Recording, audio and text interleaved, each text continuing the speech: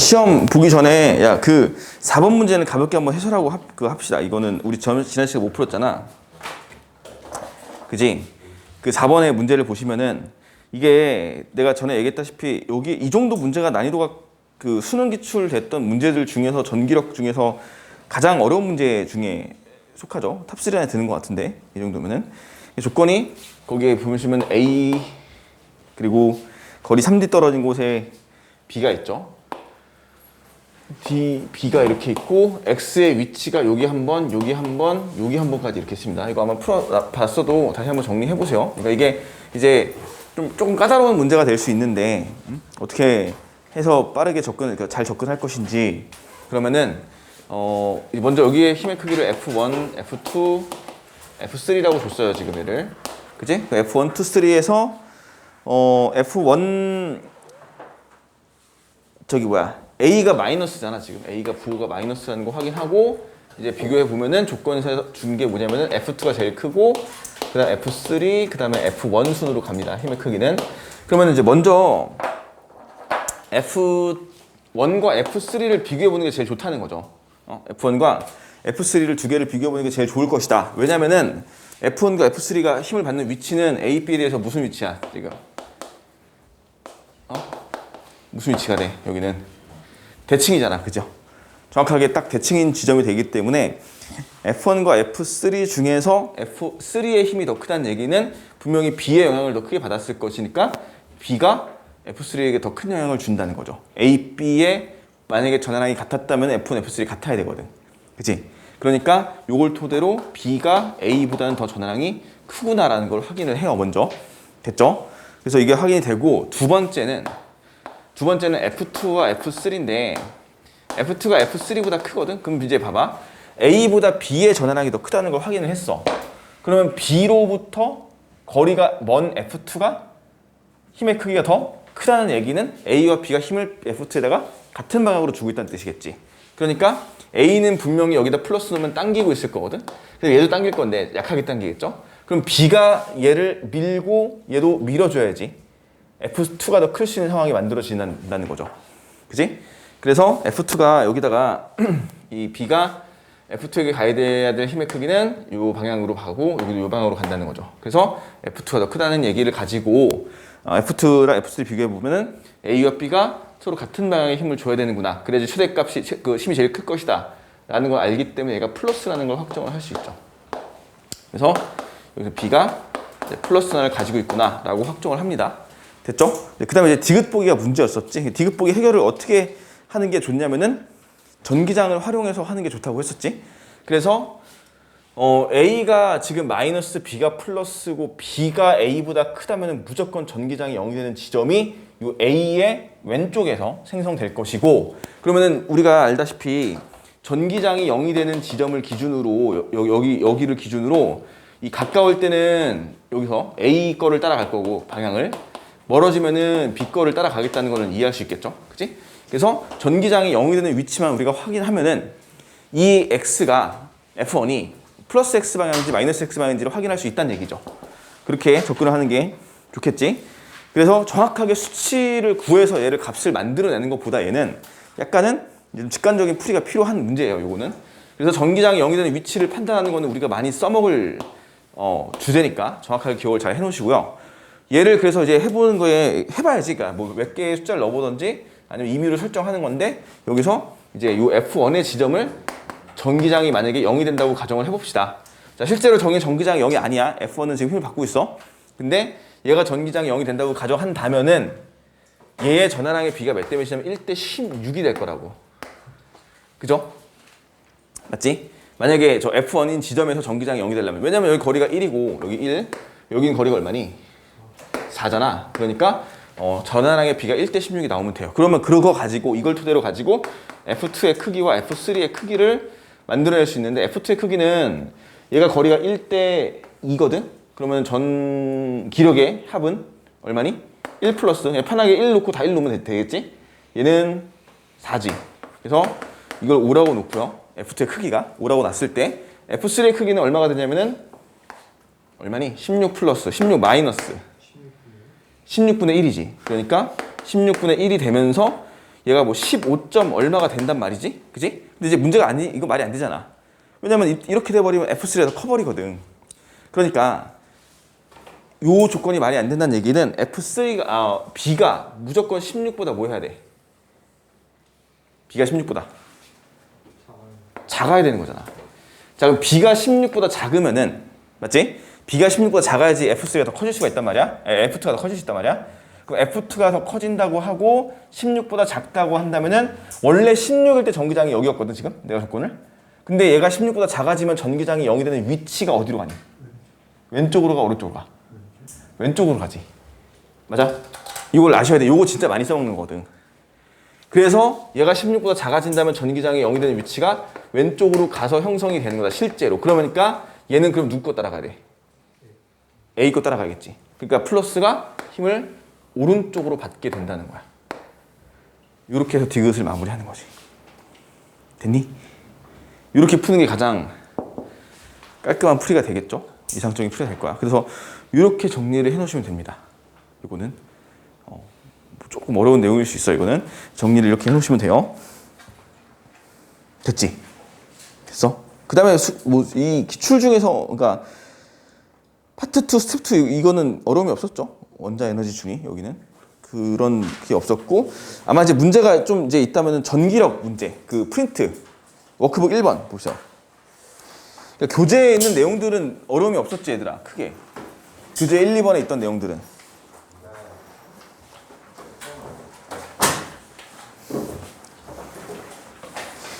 워크북 1번을 봐볼까? 1번 다 풀어왔니? 야, 이거는 다 풀어야 돼. 워크북만큼은 다 풀어와 무조건. 다 풀어와야지 사실.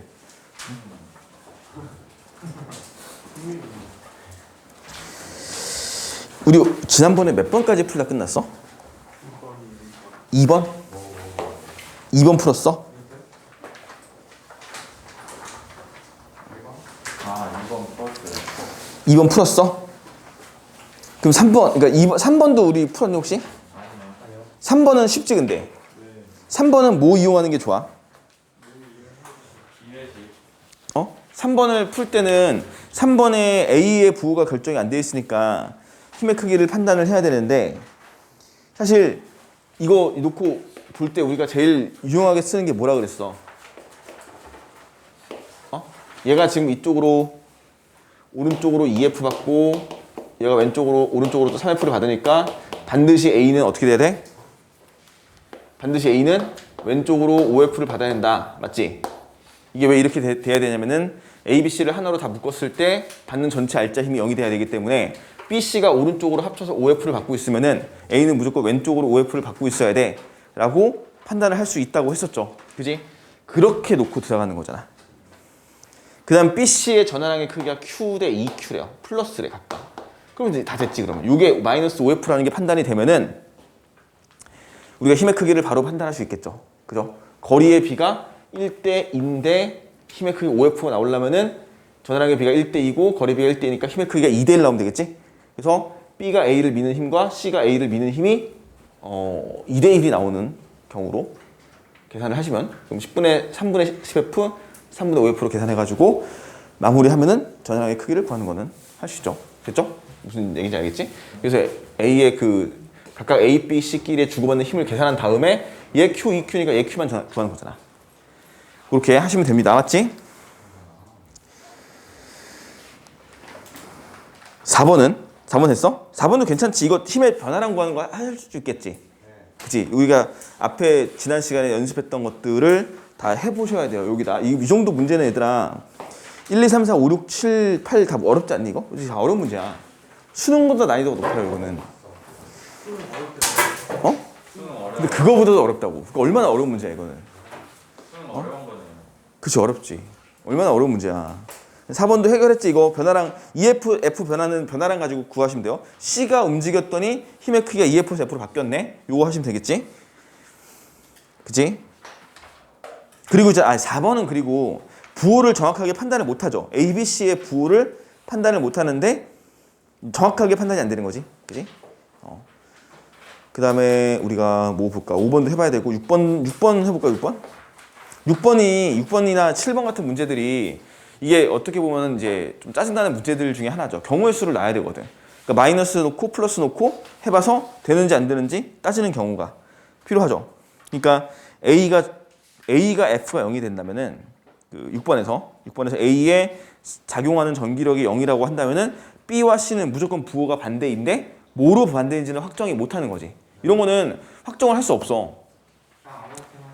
그냥 그치 이렇게 놓는 근데 확실하게 놓는 거는 그때 6번에서는 B가 만약에 플러스면은 C가 마이너스일 거고 B의 전화량과 C의 전화량의 B가 몇 대 몇이 되는 거야? 9대 16이 되는 것만 맞춰놓고 풀면 돼요. 그러니까 얘가 진짜 플러스인지 마이너스인지를 얘는 구할 수 없는 거야. 구할 수 없는 문제를 구하려고 노력하면 안 되겠지. 그러니까 이거는 어쩔 수 없이 경우의 수를 놓고 푸는 문제들이 등장을 해요. 그리고 또는 대입해서 넣어봐서 해봐야 되는 경우도 등장을 하고 이거 어쩔 수 없어 문제 자체가. 그 다음에 7번도 마찬가지야. 7번도 얘가 다 해봐야 돼. 근데 A, B가 힘이 서로 같으려면은 7번 봐봐 7번 얘들아. 7번에 첫 번째 그림 가에서 A와 B가 서로 힘을 같으려면은 얘가 뿔뿔 마마 할 수 있어? 이건 되지. 여기서 뿔뿔 마마 나도 상관이 없는데 근데 문제는 뭐냐면 이 나의 그림에서 A, B, C가 있고 요런 상황에서 얘네들이 같은 힘을 작용한다면은 얘네들이 같은 부호를 가질 수 있어 없어? 없지. 그치? 그러니까 가와 나의 그림을 봤을 때 가와 나에서 A와 B가 작용하는 힘이 서로 같다 그랬잖아. 그럼 얘가 당기든 밀든 그건 상관이 없거든? 밀든 당기든 상관이 없는데 부호가 같아버리면 상관이 안 되죠. 얘네들이. 그러면은 여기서 뿔뿔이 돼버리고 그러면 얘가 뿔뿔이면은 이 힘이랑 같을 수가 없죠. 절대 C가 있으니까. 무조건. 그래서 뿔뿔 마마가 안 된다. 그러면은 뿔마 아니면은 마뿔이 되겠죠. 그러니까 일단 이게 가능한 경우는 만약에 A가 플러스고 B가 마이너스면은 C는 반드시 뭐여야 돼? C는 반드시 플러스? 이어야지만 지금 요 조건을 만족시킬 수 있겠죠. 그러니까 A와 C가 같은 부호가 될 수 있어? 같은 부호 되는 상관없구나. 그지? 상관이 없는데 그 말이 안 되지 않나? 그지? 말이 안 되잖아 이거는. 마이너스가 돼야죠 무조건 C는. 뿔라면은 마이너스가 돼야 되고 맞뿔이면 플러스가 돼야 되고 이렇게 되겠지. B가 더 세지잖아. 뿔마 했는데 같은 방이 안 되지. 마이너스가 안 되는데. 오른쪽. 플러스가 더 말. 플러스가 되면 둘 다 방향 반대쪽으로 볼 수 있는데 전화량 곱하는 거니까. 잠깐만. 뿔뿔. 플러스 되는 거 아니야? 플러스로 가정을 해야 되잖아. 이거 가정해야 되는 거 아니야, 그러니까? 마이너스 하면 B가 왼쪽으로 더 가니까 F보다 더 커지잖아. 그러니까 플러스밖에 안 되는 거야? 그러니까 뿔마면 뿔이고 맞뿔이면 뿔이지. 앞으로면 맞아. 마플마. 맞뿔마, 뿔마뿔 이거밖에 안 되잖아. 네. 이렇게. 이게 말이 안 돼.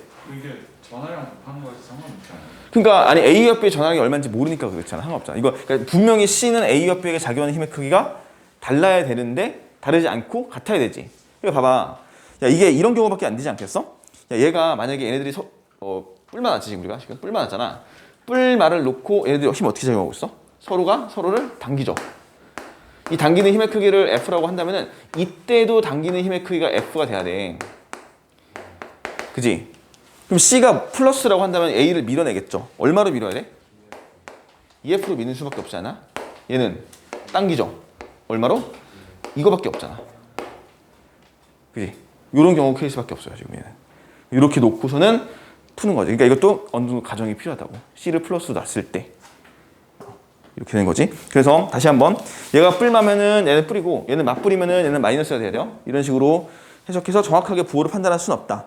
하지만 뭐 전하량의 그 종류, 뭐 A와 C가 같은 부호인지는 판단할 수 있다는 거. 이 정도는 기억할 수 있겠죠? 그래서 니은이 맞는 보기가 되는 거야. 2번이. 그다음에 전하량의 크기는 뭐 이거 해보면 되죠. 4배, 그러니까 EF 똑같이 주는데 거리가 1대 2니까 전하량은 A가 B의 몇 배인지 판단하는 거. 4배죠, 4배. 4배가 나오면 되겠지. 이렇게 판단하시면 됩니다. 됐죠? 뭐 뒤에 거는 크게 어려움 없었을 것 같고 내 생각에. 됐죠? 자, 그다음에 그 뒤 24번에 프린트 보시면은 이거 17페이지 24번 프린트에 17페이지 24번은 이제 요거 답이 좀 잘못되어 있지 않니? 답이 5번이에요, 이거. 그다음에 26번도 17페이지. 기억이 맞지? 디귿이 맞지? 그지? 그 다음에 26페이지에 28페이지 26번에 그 4번에 보기가 니은 디귿으로 수정이 돼야 돼요. 이게 답이겠지?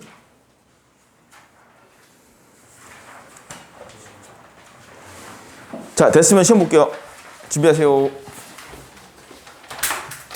야, 얘들아. 2페이지에 1번도 디귿이 아니라 2번도 디귿이 아니라 니은이다. 이거 얘기 안 했었나 내가? 지난주에 얘기한 것 같은데. 2페이지에 그러니까 프린트 워크북 1번 프린트 1번에 2번에 보기 2번이 니은이에요. 자, 답을 맞춰볼까? 1번에 뿔뿔 있다. 2번에 83. 낱개가 1점이야. 0.5. 아니, 낱개가 1점이야. 낱개 1점. 와, 그거 30점 맞잖아요. 어? 내가 10점짜리를 30점이나 준 후한. 자꾸 하시냐고요. 선생님 3번 같으면 3점이에요? 3번 2점. 그러면 4점짜리 막 4분의 1q. 4번에 다른 크다 존재한다. 5번에 3, 2, 20분의 27, 4. 자, 그 다음에 6번에 람다 3 작다. 그 다음에 람다 2 마이너스 람다 3분의 람다 2, 3. 람다 2, 람다 3. 됐죠? 자, 7번에 뿔, 2 플러스 2. 그 다음에 8번에 뭐야? 양 크다 플러스 9번에 양 4 반대. 완전히 바꾸는 거 4분의 1이 아니라 4요? 10번에 최소값은 2제로분의 4hc고요. 최대값은 520분의 36hc입니다.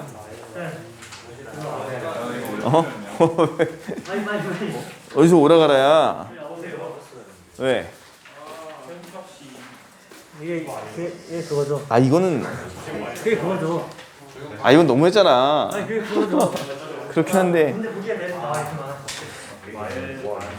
납득 가능하면 맞게 해줄게요. 자, 해설합시다. 쌤 그러면 고기가 3개 있는 걸 다 틀리면 3점이 나온 거예요? 그죠? 되게 슬픈데. 야, 얘들아 3번은 2점 써있지? 3번 2점. 그 다음에 10번도 2점, 2점에서 총 4점. 10번 최대값, 최소값 다 2점씩이야? 그럼 만점이 30점이요? 만점 30점. 만점 있는 사람 100점. 다 맞은 사람. 없어? 없어. 없어요. 자, 우리 해설을 해볼게요. 해설을 할 건데, 얘들아, 테스트가 어땠어? 괜찮았죠? 똑같네요. 어? 뭐라고? 선생님 저 10번 이런 거 틀렸는데요. 10번 왜 틀렸어? 모르겠어요. 쌤 평균 몇 점이에요? 모르겠어. 봐야지 알겠어. 슬프네. 야, 7번과 8번을 좀 봐볼까?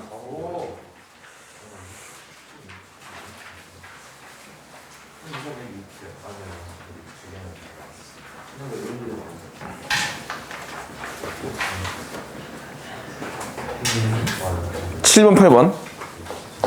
이게 좀 어렵지 않았어?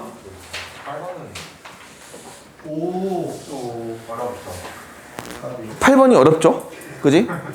7번도 어렵고. 7번은 일단은 이게 7번, 8번 둘 다 아까 했던 거랑 좀 비슷하게 풀 수 있는 문제인데 약간 경우의 수를 좀 세워줘야 되는 문제지. 그지?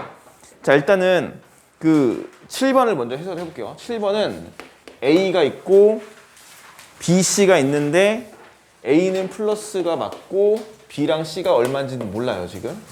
근데 B, C가 받는 힘의 크기가 왼쪽으로 2F 오른쪽으로 3F라고 돼 있어. 그러면 이제 B와 C의 부호를 판단을 해야 되잖아. 맞지? 얘 전화량은 지금 얘가 Q고 얘가 3Q라는 걸 줬습니다. 전화의 부호는 모르고요 또. 그지? 얘들아 이거를 해봐야지. 그러니까 A가 플러스인 경우에 얘가 뿔뿔이 될 수도 있고 불가능하지 근데. 맞지? 뿔뿔 되면은 C가 플러스를 받아버리잖아. 말이 안 되지.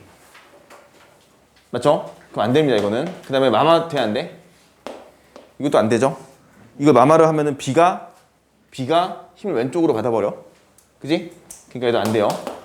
그러면 뿔마 또는 맞뿔이겠네. 이거 둘 중에 하나 판단해야겠죠. 근데 얘가 뿔마가 됐어. 뿔마가 돼 안 돼? 뿔마 돼 안 돼? 이거 한 거야 안 한 거야? 이렇게 안 했나? 이렇게 안 풀었나? 맞불인데요. 응? 그러니까 뿔마가 왜 안 되냐고 그럼. 뿔마요?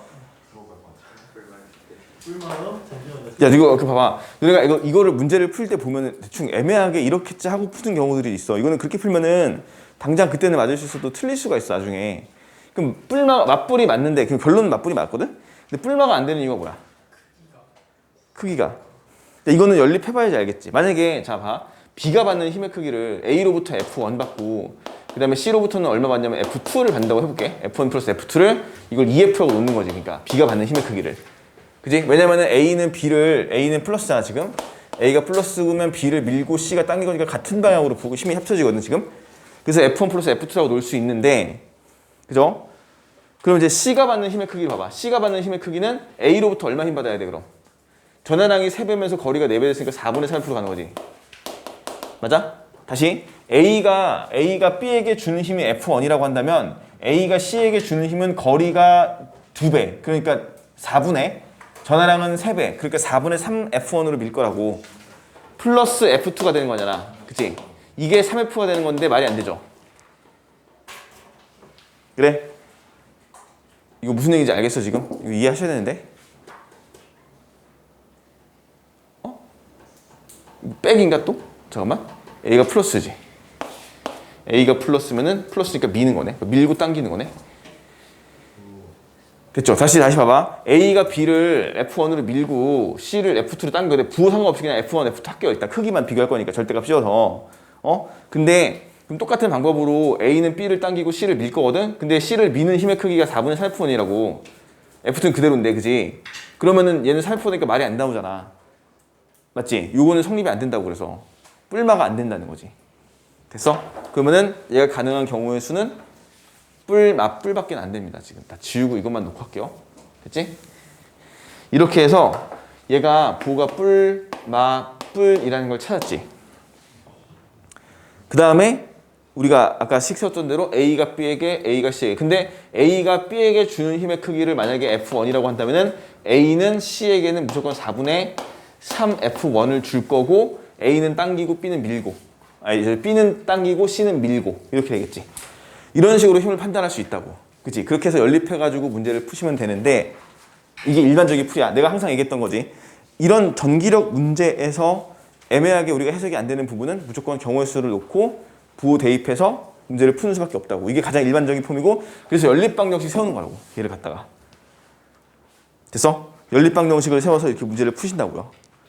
그러면은 이거를 계산할 때 이렇게 해석이 되는데 자 연립방정식 푸는 방법으로 풀진 않을게요. 일단 자 근데 내가 지금 이 얘기를 왜 얘기하냐면은 연립방정식을 써서 문제를 푸는 것도 우리가 아셔야 된다고.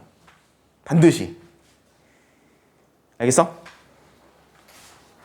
알겠어? 이해 가죠? 이렇게 연립방정식을 세워서 하는 것도 아셔야 되고 그다음에 이거는 지금 이렇게 풀어야지. 이걸 어떻게 풀어야 돼? 얘를 한 덩어리로 묶어요. 이렇게 했니? 봐봐. 이렇게 했어? 한 덩어리 묶으면 힘 얼마 받아 얘는? 왼쪽으로 마이너스 F 받지. 그럼 A는 어디로 받아야 돼 힘을? 무조건 오른쪽으로 F를 받아야 되는 거 확실하지? 이렇게 푸는 거라고 이거는. 됐지? 자 그럼 잘 봐봐. 자 A는 B와 C가 A랑 같은 부호를 가질 수 있어 없어? B와 C랑 A가 같은 부호를 가질 수 있어 없어? 없잖아. 맞아? 그러면은 A가 BC로부터 BC가 서로 반대 부호를 가지거든 무조건. BC가 서로 반대 부호를 가질 때 BC의 부호를 판단하는 거 어떻게 할 거냐면은 자 봐봐. C가 전하량이 3이고 B가 전하량이 1이니까 분명히 전기장이 0이 된 집에 어디 생겨야 돼? 전기장이 0이 된 집에 어디 생겨야 돼? 얘네들의 전하량이 서로 1대 3이니까 어디 생겨야 돼? 전기장이 0이 되면 요쪽으로 가야겠지. 요쪽으로 가야 되는데 전화량의 B가 1대3. 만약에 이거 아까 했던 거 해봐. 이렇게 하는 거잖아. 얘가 만약에 1대4야. 전화량의 B가 1대4잖아. 전화량의 B가 만약에 1대3면은 전기장이 0이 되는 집이 어디 생겨야 돼? 왼쪽으로 똑같은 기준으로 그럼 여기 생겨야 될 거 아니야, 여기. 여기 전기장이 0이 아니잖아, 지금. 근데 얘가 1대4면은 여기인데 얘가 1대3이면 아까랑 똑같지. 얘 전화량 감소하면 전기장 어디로 가야 돼? 0이. 좀 더 왼쪽으로 가야겠지. 그러니까 여기서 전기장이 0이 나올 거라고, 무조건. 맞아? 그럼 여기서 전기장이 0이 되면 얘가 힘을 오른쪽으로 받았다는 얘기는 B가 무조건 뭐란 얘기니? 마이너스. 얘는 플러스라고 확정을 할 수 있잖아. 이렇게 푸는 거라고. 됐어? 가정을 해놓고 0이 되는 그치? 그러니까 영재는 지점 찾는 게 그래서 중요한 거야. 0이 되는 지점을 항상 만드는 연습을 해보세요. 그게 되게 중요할 거라고. 알겠어? 이거 이렇게 이해하셔야 돼요. 그럼 빨리 풀지. 훨씬 빨리 풀지. 그러니까 연립방정식 써가지고 전화랑 이 경우의 수 체크해서 여러 번 시도해보는 것보다 훨씬 더 확실하게 판단할 수 있는 거지. 이해가니? 아셔야 돼요. 저거 지금 BC의 전화량 부호가 1대3이면서 반대 부호라는 걸 알면은 전기장이 0이 어딘가에 나올 것이고 그 0을 가지고 요 A의 힘의 부호 방향을, 우리 힘의 방향은 바로 판단했으니까 처음에 그거 가지고 얘네들의 부호를 결정할 수 있다는 거. 아까 우리 4번 풀 때 이렇게 했었잖아. 그러니까 요거 때문에 아까 4번을 풀어줬던 거라고. 됐죠? 자, 그 다음에 이제 8번 어렵죠? 8번 어렵습니다. 8번이 어려운 것도 이거야. C가 없다고 가정하고 A, B 두고 그냥 맞아. 그렇게 푸는 좋아. 민석이 풀었어? 왜 비웃어 근데? 왜 비웃어? 어? 내가 풀어도 야매라고 비웃었겠네 그럼?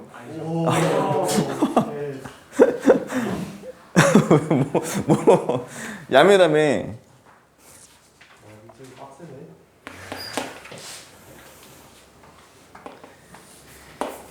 내가 푼 걸 야매라고 한다고? D, P점, D, 여기가 C, 여기가 얼마인지는 모르겠지만 Q. C가 마이너스입니다. 잘 봐, 이게 어렵다 얘들아. 이건 어려운 문제야. 이게 X예요. 지금 얼마인지 모르죠. D, ED, D 하고서는 얘가 X인데 여기 놓고 보시면은 이제 얘도 경우의 수를 좀 세워봐야겠지? 일단 C가 마이너스라고 했었을 때 얘가 플러스 해볼까? 되니 안 되니? 불가능하죠. 야, 조건이 뭐야 이게? 여기서도 힘이 0이야. P점에서도 힘이 0이고 Q점에서도 받는 힘의 크기가 0이 나와야 됩니다. 지금 이게 조건이야. 너네 이거 지금 접근이 안 되는 친구들은 이거 어떻게 해야 되는지 손도 못 대고 있으면은 안 돼. 일단 그것 안 되는 건데 일단 이거부터 하라고. 그러니까 여기 힘 0 만드는 조건을 찾아야 되잖아. 그럼 얘가 뿔뿔 나봐. 안 되지 얘는. 그치? 뿔뿔 안 됩니다. 마이너스 나봐. 얘도 안 되죠 당연히. 이게 안 되잖아 여기서. 뿔뿔일 때는 얘가 안 되고. 그치?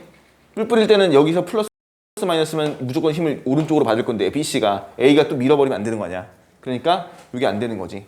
그래서 마이너스면 여기서 무조건 힘이 당겨질 거니까 안 되는 거고. 둘 다 안 되네 얘네들은. 그리고 마찬가지네 여기도. 마이너스 플러스 아닌 플러스 마이너스. 어떻게 되니? 맞불마 또는 뿔마 마이너스밖에 안 돼요. 자, 선택지는 둘 중에 하나야. 어떻게 했어? 다 어떻게 한 거야? 풀이를 어떻게 하는지 대답을 해봐. 대답을 안 해. 어떻게 풀었냐고 이거. 두 개 다 따져봤는데 제대로 따져보지 못했어요. 제대로 따져보지 못했다는 말은 뭐야? 하다가 맞겠다 생각해서 C가 없으면 가정하고 쓰면 야 일단은 이렇게 해볼까? 야 얘가 되는 거는 왜 되는지 봐봐. 뿔만데 얘가 뿔만면 전기장을 일리 꽂을 거거든 지금. 맞지? 그러면은 얘가 전기장을 이쪽으로 꽂아버리니까 마이너스가 당겨서 얘가 충분히 크다면 가능하죠. 0 되는 거. 맞지? 그 다음에 여기도 마찬가지로 Q점에 대해서 플러스가 밀고 마이너스가 당기고 마이너스가 당기는데 그 크기 같으면은 되겠지. 둘 다 0이 나올 수 있습니다. 그래서 그 관계식을 하나 세워요. 자 여기다가 플러스 1을 놨다고 가정해봐. 응? 플러스 1 놔봐. 플러스 1 놓게 되면 저기서 A가 B와 C가 서로 같은 거리 떨어져 있으니까 주고받는 힘의 크기가 서로 같은 크기고 A가 그 크기의 반대의 방향으로만 당기면 되는 거 아니야. 그 거리를 3D라고 놓고 얘는 DD 놔가지고 A가 당기는 힘의 크기를 여기서 여기 P점에서 9분의 1 A가 9분의 1 A는 뭐냐면 이거 1 놨을 때 9만 쓴 거야 그냥 D도 생략하고 B 플러스 C랑 같으면 되거든. 전기장 만드는 게 맞지? 이렇게 식 세울 수 있지 않나? 여기서 P점에서 가능하죠. 그 다음에 여기 Q점에 전기장 Q점에서 전기장 0 나와야 되거든. 플러스 놨을 때 그러면 얼마야? 4D 플러스 X의 제곱 맞지? 요 거리가 A로부터의 거리가 그 다음에 A가 얘를 당기니까 마이너스 붙여서 마이너스 A 그냥 B는 밀죠? 어? 그냥 4 더하기 X 아니에요? 왜? 아 4 그래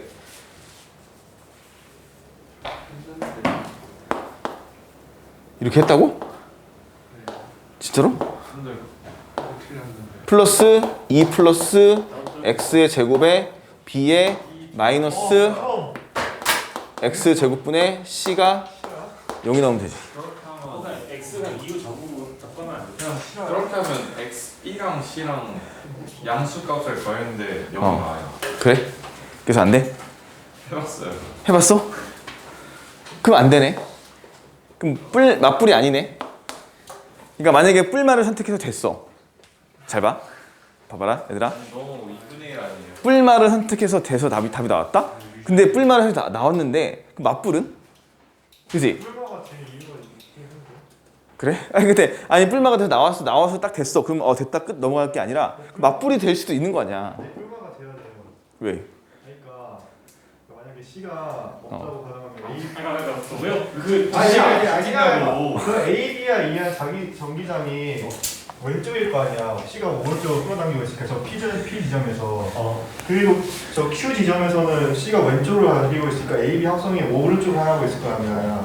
그럼 중간에 A가 0인 지점이 있을 거고 그 왼쪽은 B가 더 클 거고 오른쪽은 A가 더 클 거기 때문에 맞아. B는 마이너스고 A는 플러스일 수밖에 없어. 맞아. 그거를 알고 풀면 되는데 그거 모르고 풀면 이렇게 풀 거 아니야?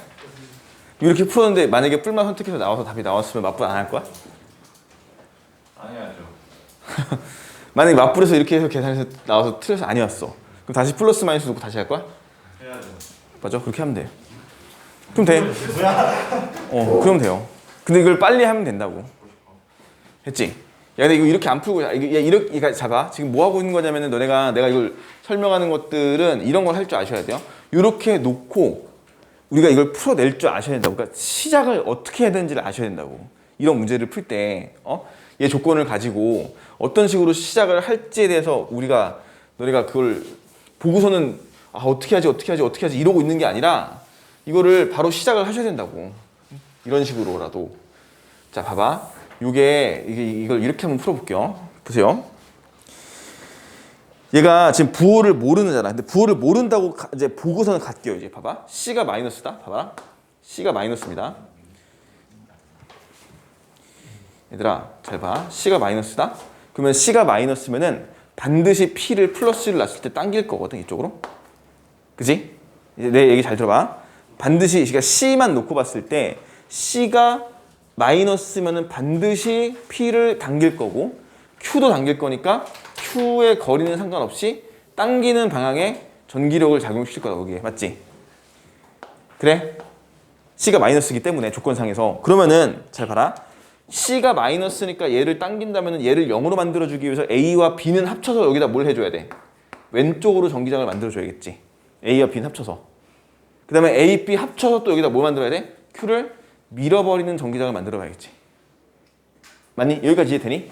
다시 P점과 Q점의 전기력이 0이 되기 위해서 C가 마이너스가 무조건 당기는 전기장을 만들었다고 했을 때 A와 B의 합성 전기장은 반드시 서로 멀어지는 쪽으로 전기장을 만들어줘야지 여기서 0이 되고 여기서 0이 되는 거잖아. 그치?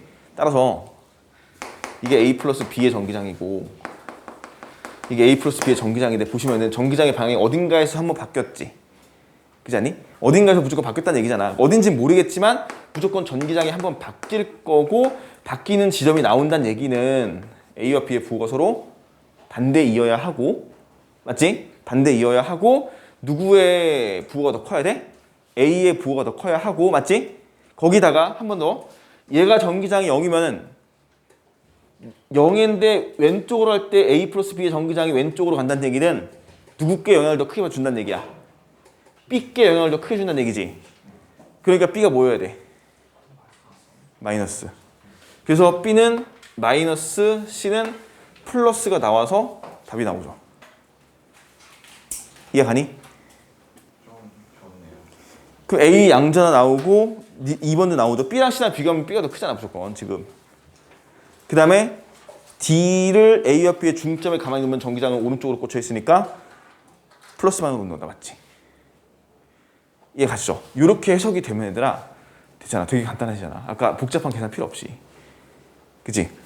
이렇게 해석을 해 주셔야 합니다. 맞아? 요거를 이용해서 푸는 거죠. 요거를 이용해서. 자, 이렇게 마무리했습니다. 이거 이렇게만 해석할 줄 알면 이거 우리가 계산하는 거 엄청나게 단축시킬 수 있다고. 그죠? 대단하지 않니? 이렇게? 이렇게 정리할게요. 어? 자, 갑시다. 그 34페이지 보세요. 34페이지 에너지 띠. 자, 34페이지에 에너지 준위.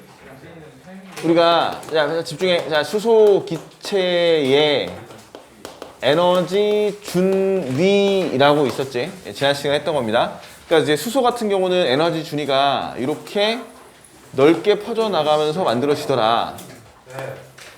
자, 이게 이제 수소는 에너지 준위를 만들었고 이렇게. 근데 이제 얘가 기체이기 때문에 기체는 원자들 사이의 간격이 넓기 때문에 원자핵과 이웃한 원자핵의 그 서로 원자 간에 전자들이 배치되고 에너지를 가지는 데 있어서 전혀 문제가 안 된다. 기체의 경우는.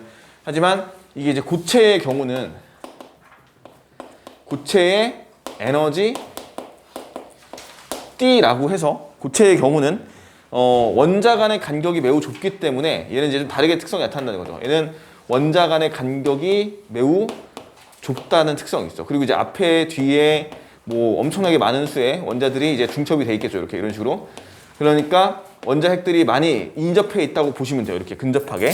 그래서 얘네들은 에너지 준위를 만들 때 서로 간에 영향을 줄 수밖에 없겠죠. 마치 헬륨 원자핵이 그 왜 수소 원자 모형의 보호 원자 모형으로 헬륨을 설명하면 헬륨이 설명이 안 되는 이유가 전자가 2개 이상이 되면서 서로 간에 반발이 생기기 때문에 안 되는 거였잖아.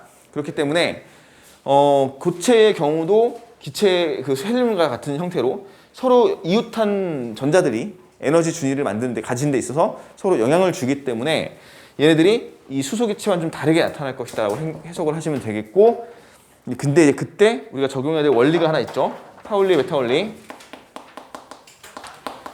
파울리의 베타 원리가 있지. 파울리의 베타 원리가 뭐니? 뜻이 해석이. 얘는 그냥 이렇게 간단하게 이렇게 해놓을게요. 특정한 에너지 준위, 에너지 값을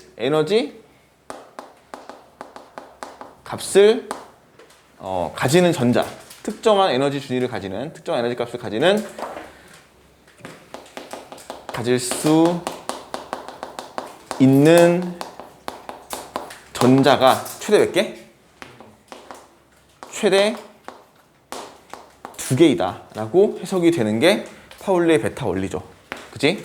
특정한 에너지 값을 가질 수 있는 전자는 최대 2개이다. 그러니까 양자 상태를 고려하면은 최대 2개까지 들어갈 수 있다는 거죠. 그러니까 양자 상태, 동일한 양자 상태를 가지는 전자는 하나밖에 없다. 이렇게 해석하거든 원래. 근데 이제 전자가 그 동일한 양자 상태를 가지는 전자가 그 하나밖에 없는데 스핀 수가 다른 걸 고려하면은 최대 2개까지 들어갈 수 있다고. 그래서 일반적인 어떤 특정한 에너지 값의 이 에너지 준위를 가지고 싶어하는 전자, 예를 들면 이걸 E0라고 봅시다. 자, E0라는 에너지를 가지고 싶어하는 전자가 있어. 근데 이게 이웃한 모든 원자핵들의 전자들이 다 이 값을 가지고 싶어해. 근데 파울리 베타 원리에 따라서 그 값을 아무나 다 가질 수 있는 게 아니라 딱 2개만 가질 수 있다고. 그러다 보니까 나머지 다른 전자들은 그 이 주변으로 살짝 밀쳐지면서 이렇게 퍼져나가게 될 것이다. 이렇게 해석이 됐죠.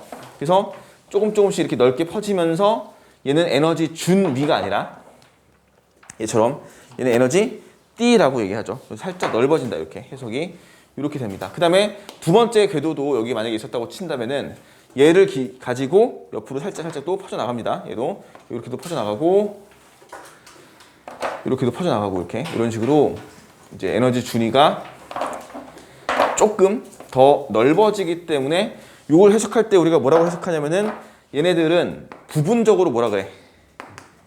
부분적으로 연속적이라고 해석을 합니다. 맞지? 저 안에서는 에너지를 자유롭게 높낮이를 가지면서 가질 수가 있어. 요 폭만큼은, 그지?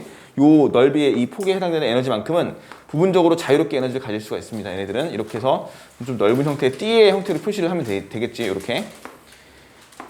자, 이렇게 되고요. 그러니까 원래는 이제 불연속적인 게 맞잖아. 불연속적인 게 맞고, 얘도 불연속적인 게 맞는데 이 내부에서만큼은 부분적으로 연속적인 에너지 값을 가질 수가 있다라고 해석을 하시면 되겠고, 그러다 보니까 이 에너지 준위와 다르게 기체의 에너지 준위는 요 첫 번째 궤도에서 두 번째 궤도로 전이가 되려면 반드시 얘를 E1, 얘를 E2라고 한다면 반드시 E1-E2만큼의 에너지의 크기가 방출돼 나가겠죠. 또는 흡수해 되겠죠.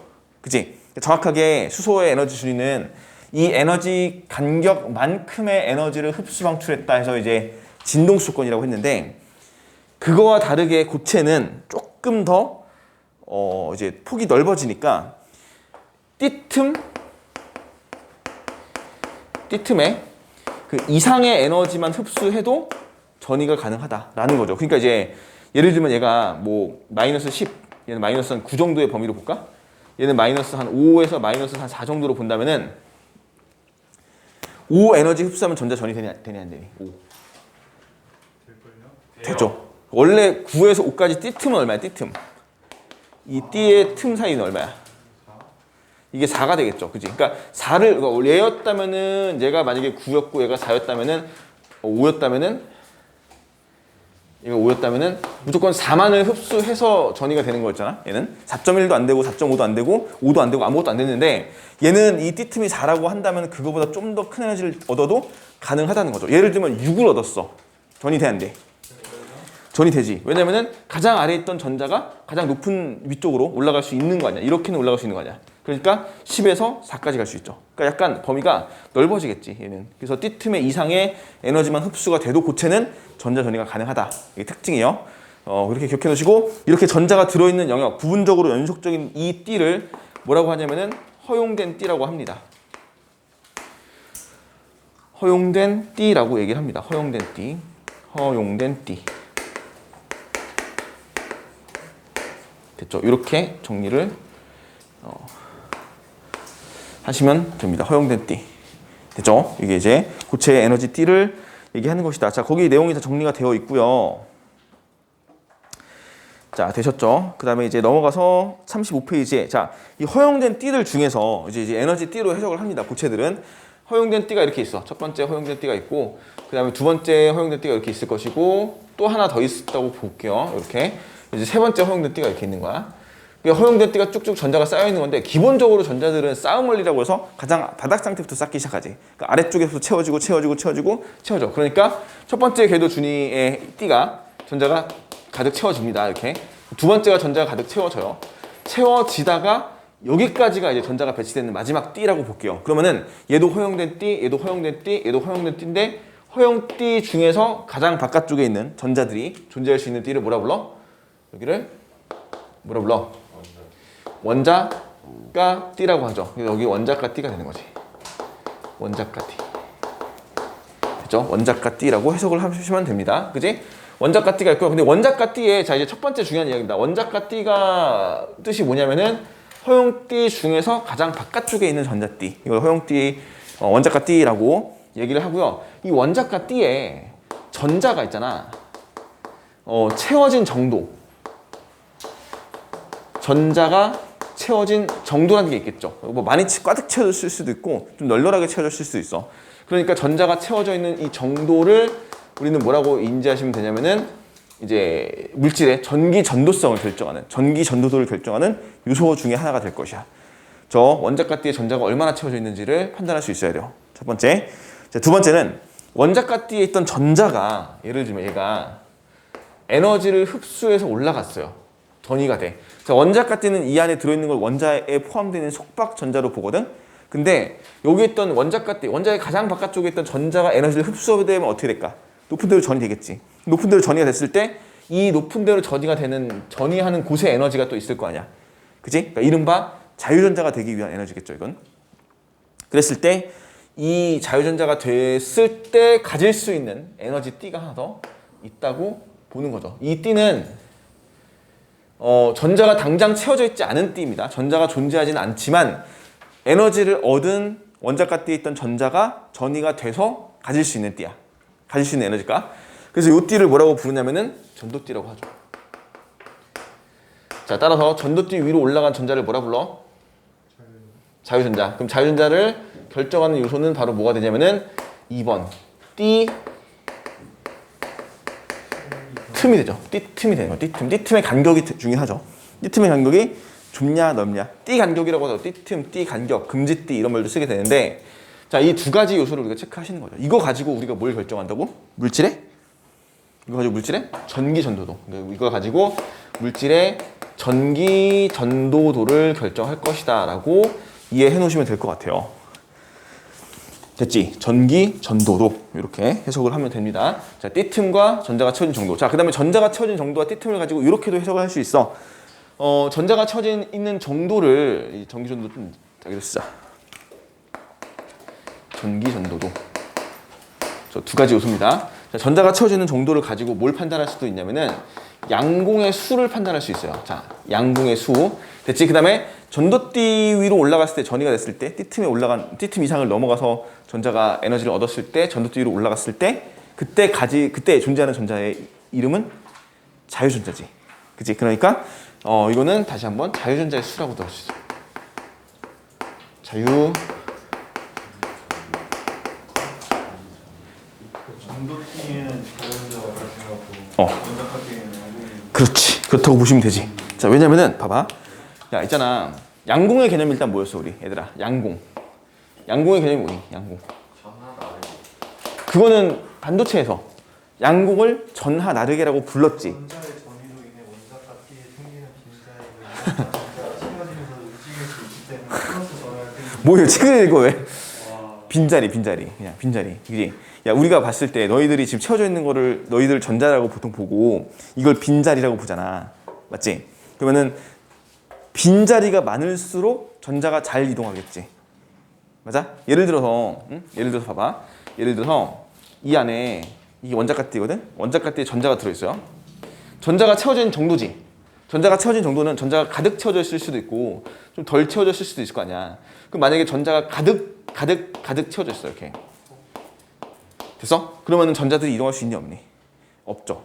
전자들이 이동할 수 없다는 얘기는 전류가 흐를 수 없다는 얘기야. 전자가 못 움직이거든. 왜? 빈 자리가 없으니까.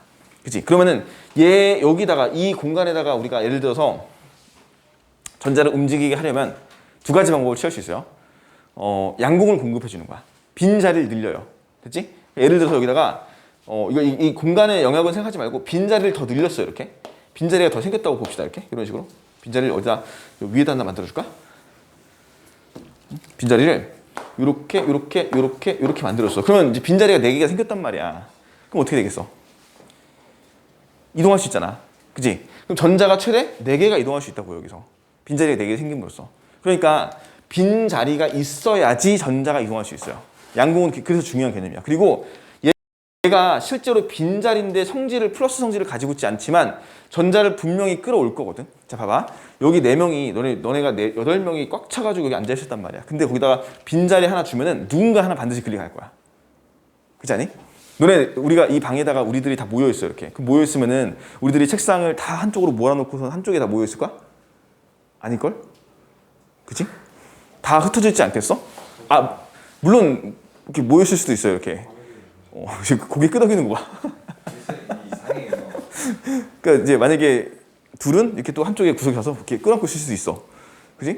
근데 보통은 서로 멀어지겠죠. 근데 봐봐, 우리가 꽉 차서 움직일 수 없는 이렇게 꽉 차 있는 자리에 빈 자리를 하나 만들어주고 공간을 만들어주면은 분명히 전자들은 흩어질 거라고. 얘네들이 서로 반발하잖아. 그치? 그러니까 얘네들이 모여있지 않을 거야. 그럼 이렇게 양공을 만들어주는 순간 전자는 분명히 이동을 해요. 그러니까 이 양공을 뭐로 해석해도 상관없어? 플러스의 빈 자리로 해석을 해도 상관이 없다. 무조건 전자를 끌고 올 거거든. 그치? 이게 진짜 플러스여가지고 끌고 오는 게 아니라 어쨌거나 전자는 무조건 저길 채워주러 갈 수밖에 없다는 거죠. 그래서 양공은 빈 자리를 우리는 뭐라고 한다고 이걸 플러스의 성질이 있다고 보는 거고 양공이 많을수록 전자가 잘 이동하게 되고 전기가 잘 통하다고 볼 수 있다고. 그치? 이런 방법이 있고요. 또 하나는 여기서 전자를 빼버리는 거지. 자, 이렇게 채워져 있던 전자의 이 공간을 전자를 빼서 얘가 좀 드문드문하게 이렇게 비어있다고 칩시다. 이렇게 예를 들어. 자, 이렇게 되면 빈자리가 3개가 생겼다고 볼게요. 3개의 빈 자리가 생겼지. 그러면 이 전자들은 이동 가능하냐 안 해? 가능하겠죠. 그지? 얘들은 채워지로 다니면서 이동할 수 있어요. 그러니까 여기도 전기가 통할 수 있는 경우네. 이런 식으로 우리가 전기 전도도 전기가 통하는 정도, 전류가 흐르는 정도 이거를 변화시킬 수가 있는데 첫 번째 변화가 뭐냐면은 바로 요 양공의 수라고 생각하시면 되겠지. 그래서 지금 내가 얘기하고 싶은 건 뭐냐면은 자, 원자과 띠에 전자가 가득 채워져 있을 수가 있었는데 그러면 이동이 안 되는 건데 이건 좀 이따 하고요. 요 빈자리 양공을 공급하는 건 좀 이따가 하고 이 상황에서 요 상황에서 여기다가 에너지를 공급해서 그 위에 바로 전도띠가 있다면은 그지? 여기다가 에너지를 공급해서 얘를 전이를 시켜 버리는 거죠. 그러면은 이렇게 될 거거든. 여기에 전자들이 몇 개가 지금 3개 올라가 있네. 3개가 전이가 되어 있는 거죠. 지금 여기에 이렇게 된다면은 양공의 수가 증가하면서 모두 같이 증가해. 자유전자의 수도 증가 같이 하죠. 맞지? 양공의 수랑 자유전자의 수가 같은 크기로 증가하면서 이제 좀 빈 공간이 생기고 전류가 이동할 수 있겠죠. 그러니까 어떻게 되냐면은 얘네들 이동할 수 있지. 전도띠엔 전자가 없거든. 기본적으로 비어 있거든. 그러니까 자유롭게 이동 가능하지. 또 하나 얘네들도 이동 가능하죠. 그러니까 전반적으로 전기 전도도가 올라가는 거야. 이렇게 만들어 주려면 뭘 해줘야 돼? 그럼 여기다가 뭘 한 거야 지금 여기서? 에너지를 흡수한 거 아니야. 그랬더니 전자가 전이 된 거 아니야 지금 이렇게. 그렇잖아? 그러니까 열을 가해서 에너지를 가해서 얘를 전이시키는 거죠. 어디로? 전도띠 위쪽으로. 그러니까 그래서 중요한 게 뭐라고? 띠틈이 중요하다고. 띠틈이 좁을수록 전자 전이가 잘 될 거거든 더. 그치? 그래서 양공의 개념과 전기전도도의 개념을 같이 한 번에 이해해 놓으셔야 돼요. 개념적으로 충분히 이해해 놓읍시다. 양공은 그렇게 해서 양공에 따라서 그러니까 이제 원자과 띠에서 전자가 빠져나가면 양공이 생긴다. 그만큼 자유전자 수 생긴다. 이렇게 보시면 되죠. 아니면은 애초에 빈 자리를 늘려버리는 거지. 그러면 전기 잘 통할 것이다. 됐죠? 이런 개념이야. 어떤 얘기인지 알겠지? 이 공간에 만약에 전자가 하나만 더 예를 들자. 8개 채워져 있고 빈자리가 2개가 있다고 칠게요. 예를 들어. 이 공간에다가 근데 만약에 빈자리를 10개 더 집어넣어봐. 빈자리가 12개가 되거든. 빈자리가. 그럼 전자 자유롭게 이동할 수 있지. 다시 봐봐. 처음에는 빈자리 10개 추가하기 전에는 얼마 이동했어? 전자가 몇 개 이동할 수 있어? 빈자리 2개니까. 전자 8개, 빈자리 2개야. 몇 개 이동할 수 있어? 최대 2개지. 전자 2개가 이동할 수 있잖아. 근데 여기다 빈자리를 10개를 넣어주면은 빈자리의 수는 증가했고요. 전자가 증가한 게 아니라. 하지만 한 번에 이동할 수 있는 전자가 8개가 되거든. 그럼 전류가 잘 통하는 거잖아. 이거는. 이런 식의 개념이 여기 아까 설명했던 개념이라고.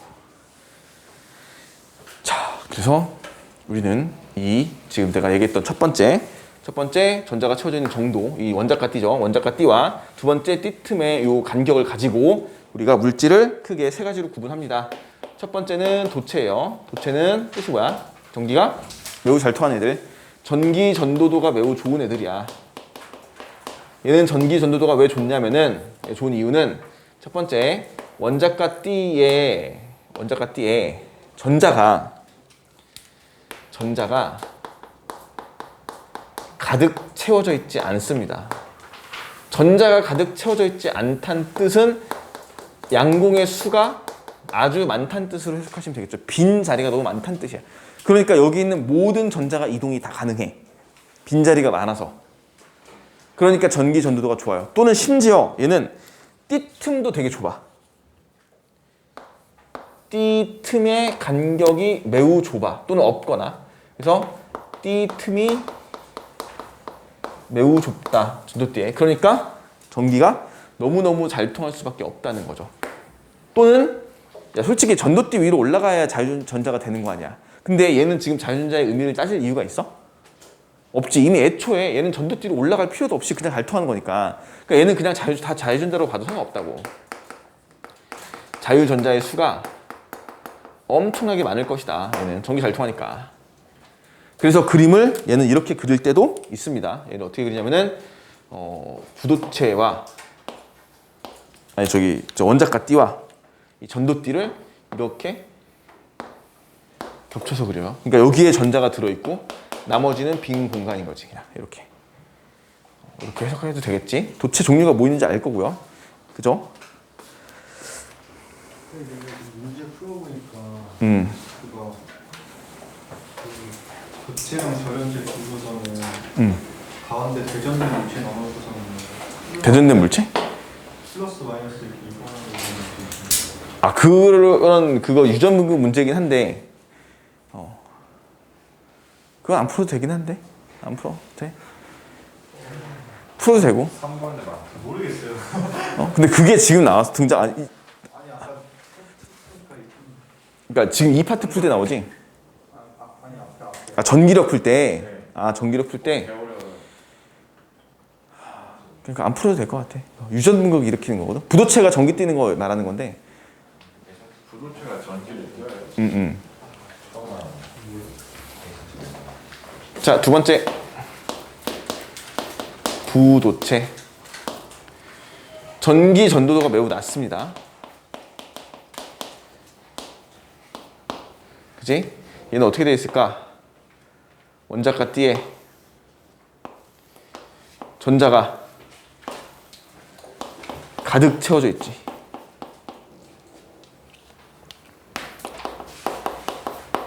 전자가 가득 채워져 있어. 그리고 전자가 가득 채워져 있으니까 전자들이 양공이 없다고 말하면 되겠죠. 얘는 양공의 수가 매우 적다. 자유전자 수가 매우 적다. 이렇게 해도 되겠지. 그러면은 전자가 가득 채워져 있으니까 전자들이 이동을 할 수 있을까 없을까? 없겠죠. 전기 안 통하겠지. 근데 얘가 통하게 하는 방법이 하나 있어. 어떻게 하면 돼? 전이시키면 되죠. 에너지를 줘서. 전이가 안 되겠지. 근데 왜냐면 띠틈이 매우 그치, 매우 넓어서 이렇게 가 있다고 보시면 되지. 그러니까 전도띠가 여기 와 있기 때문에 띠틈이 매우 넓습니다. 띠틈이 매우 넓은 특징을 가지고 있다. 그래서 전이가 안 되는 거지. 그러면 전기 안 통하겠죠. 얘는 지금 통할 수 없는 상태. 그래서 얘를 부도체, 같은 말로 절연체라고도 합니다. 아니 솔직히 얘를 전기를 통하게 할 수도 있어. 에너지를 엄청 많이 가해서 띠틈 이상의 에너지로 많은 에너지를 줘가지고 전도띠를 전시킬 수 있어. 그치? 근데 그 정도의 에너지를 주려면 그 물질이 못 견디고 폭발해요. 폭발해. 터져. 터지진 않겠지. 근데 물질의 변형이 일어나게. 그 물질이 아니겠지. 예를 들면 나무가 지금 부도치잖아. 나무에다가 전기 통하면 안 흐르지. 전기 안 통하잖아. 근데 나무에다 엄청나게 강한 전압과 에너지를 줘서 나무에 있던 전자들을, 원자까지 있던 전자들을 전도띠로 전이시키려고 에너지를 많이 가했어. 그 정도의 에너지를 가하면 나무가 타요, 그냥. 그렇게 되는 거야. 됐어? 자, 부도체. 그 다음 세 번째 반도체죠. 이게 중요하다고 했어. 반도체. 반도체는 도체와 부도체 그 성질의 전기 전도도가 정확하게 중간적 성질을 가지고요. 중간적 성질을 가지게 될 것이다. 얘 성질이 어떻게 되어 있냐면은 원자가 띠에 전자들이 이제 가득 채워져 있어요. 얘도. 그러니까 부도체랑 기본적으로 성질이 비슷해요. 전자가 가득 채워져 있다. 전자가 가득 채워져 있다. 하지만 대신에 얘는 띠틈이 좁아서 전이는 또 된다는 거지. 됐지? 이거 구분할 수 있겠죠? 전자 가득 채워져 있지 않고 띠틈이 좁은 거랑 전자 가득 채워져 있고 띠틈이 큰 거랑 전자가 가득 채워져 있고 띠틈이 좁은 거에 따라서 우리가 물질의 전기 전도도를 구분한다. 그러니까 아까 얘기했다시피 전자가 채워져 있는 정도와 띠틈의 간격이 우리가 전기 전도도를 결정하는 요소가 될 것이다. 이렇게 해석하시면 되겠지. 그래서 반도체는 전기적 성질이 중간 정도의 성질을 가질 것이다 라고 이해해 놓으시면 됩니다. 자, 근데 이제 이거를 우리가 좀 해석을 해야겠죠. 자, 봐봐. 원래 기본적으로 부도체나 반도체는 기본적으로 둘 다 공통적으로 특징이 뭐냐면은 원자가 띠가 전자가 다 가득 차 있어요. 얘가 전자가 가득 차 있어야 돼. 기본적으로 전자가 가득 채워져 있어. 근데 이게 어떨 때인지 알아야 돼요. 전자가 가득 채워질 때는 절대 0도일 때 가능합니다. 절대 0도. 절대 온도가 0켈빈일 때야. 0켈빈일 때 전자가 가득 채워져 있어. 왜냐면은 생각을 해봐. 원자가 띠가 전자가 존재할 수 있는 원자 내에서 가장 바깥쪽 띠인데 얘가 에너지를 조금이라도 얻으면 전자가 전이되지 않겠어 위쪽으로? 그럼 얘가 전자가 전이가 된다는 얘기는 에너지를 얻었다는 뜻인데 일반적으로 실온 상온이죠 상온 일반적인 온도 이 정도의 온도면은 에너지가 꽤 큰 상태 아닌가? 열 에너지를 흡수하고 있을 거 아니야. 온도가 이만큼 있다는 얘기는 열 에너지를 이미 흡수하고 있다는 뜻이라고. 그래, 그러니까 이거를 얼마로 잡냐면 실온이면 15도씨예요. 15도씨면 몇 켈빈이냐면은 273도씨, 3켈빈을 더하면 되거든. 0도씨가 273켈빈이니까. 그래서 288, 대충 290, 300으로 봐도 상관없어. 그러니까 얘가 0켈빈에서 300켈빈까지 가게 되면은 300켈빈이면 온도가 조금 높은 거거든.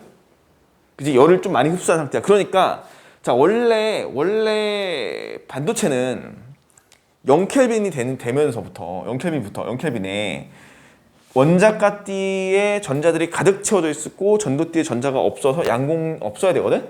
근데 한 300켈빈의 상온이면요. 이 정도가 되는 실온 정도의 온도가 되면은 이미 이 띠틈이 좁기 때문에 전자들이 전이가 되어 있을 것이고 그에 따라 양공도 어느 정도 좀 생겨 있을 것이라고 이렇게. 그러니까 얘는 전기가 중간인 거야 지금 일반적인 상태에서. 반면에 부도체는 300켈빈이 된다고 해도 요 띠틈이 너무 넓어서 그래도 전자가 전이가 안 되는 거야. 됐지? 도체는 온도에 상관없이 얘는 온도가 높든 낮든 심지어 절대 0켈빈이 됐음에도 불구하고 원자가띠에 양공이 있단 말이야. 그러니까 굳이 안 흐를 수가 없어요. 얘는 무조건 잘 흐를 수밖에 없는 거야. 그러니까 절대로 도체는 전기 전도도가 낮아질 수 없어요. 그래서 이렇게 해석이 가능하다고 반도체는. 그러니까 반도체는 우리가 요거만 기억합시다. 온도에 따라서 온도가 전기 전도도를 변화시킬 수도 있을 것이다.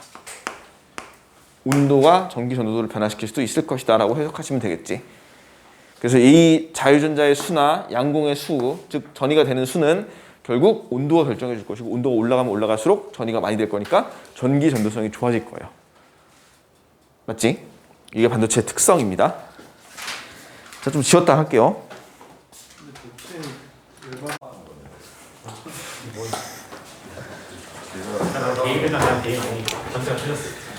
야, 일단은 얘들아 반도체가 있잖아. 아까 얘기했다시피 온도에 굉장히 중요하게 영향을 받겠지? 그러니까 물론 반도체뿐만이 아니라 모든 물질들, 모든 고체 물질들은 온도에 영향을 받습니다. 그러니까 반도체.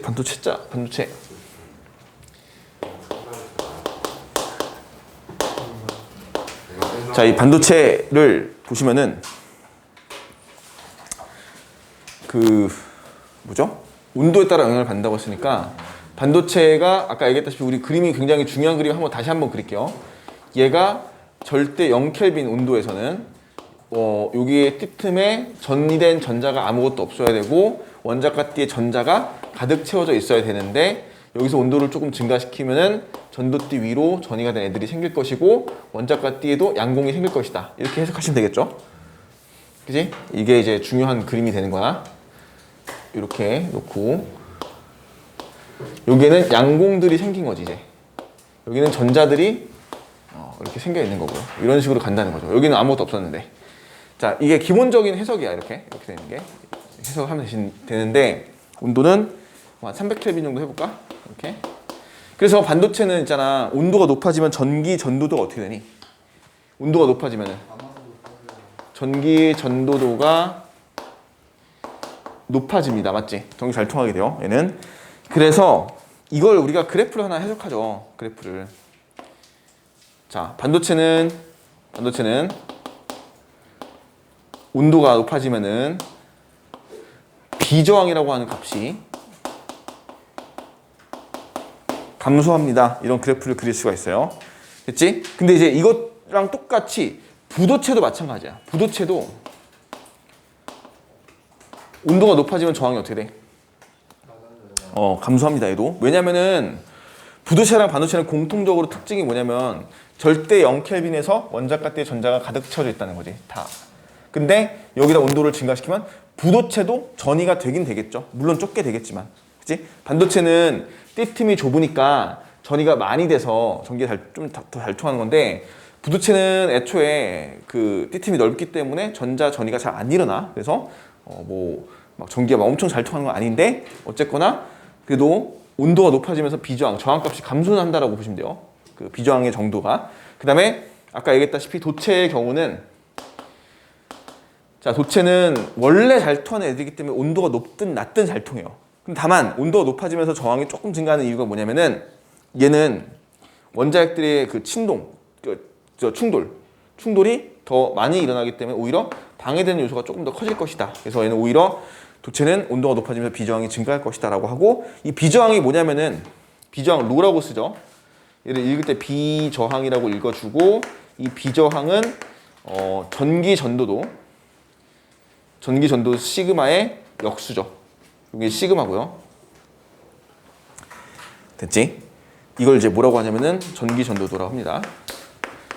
자, 최근에 이런 문제들이 전기 전도도에 관련된 문제들이 아주 출제가 잘 되고 있어요. 이게 지금 요즘에 수능 모의고사에서 자주 출제되는 내용이야. 옛날에 과거에는 출제가 잘 되지 않았던 내용이었는데 지금은 이제 전기 저항이나 비저항이나 이런 전기 전도도를 물어보는 문제들이 출제가 돼요. 직접적으로. 그래서 반드시 같이 기억을 해놓읍시다. 비저항은 Y축에 들어가 있는 요 값을 얘기하는 거고 물질이 가지고 있는 고유한 특성인데 온도에 따라 달라질 수 있다는 거.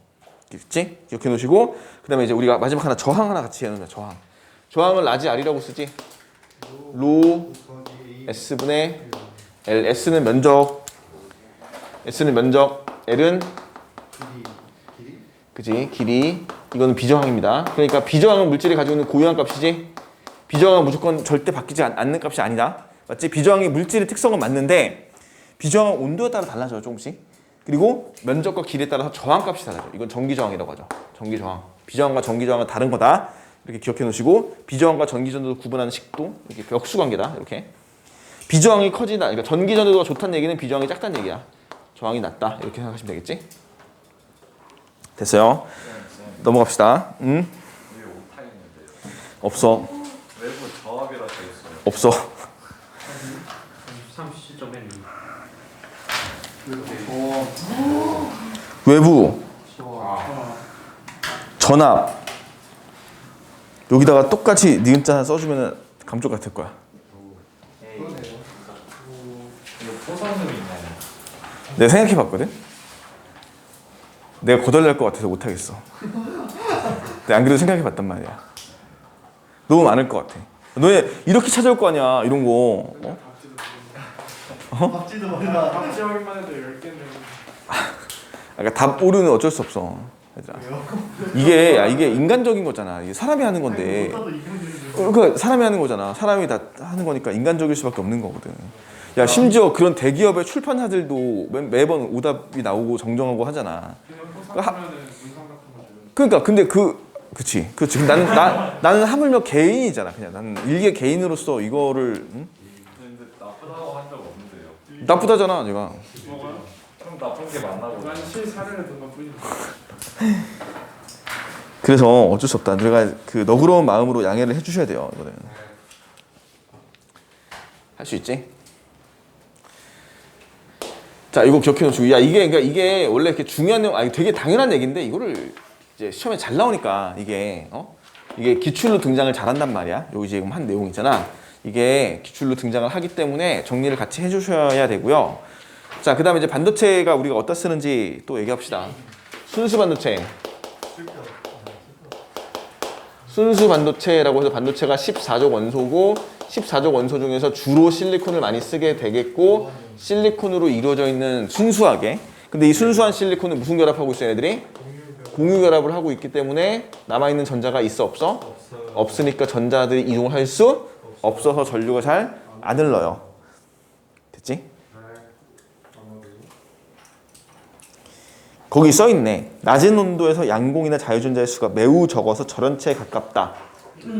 맞지? 이거 얘기한 거야. 온도가 낮으면 얘네들은 그냥 부도체랑 똑같아요. 전자가 없잖아. 자유전자가 없잖아. 양공도 없잖아. 그러니까 순수한 반도체가 온도가 낮아버리면 저렇게 절대 온도에 가까워지면은 얘가 그냥 전기 안 통하는 부도체랑 똑같아요.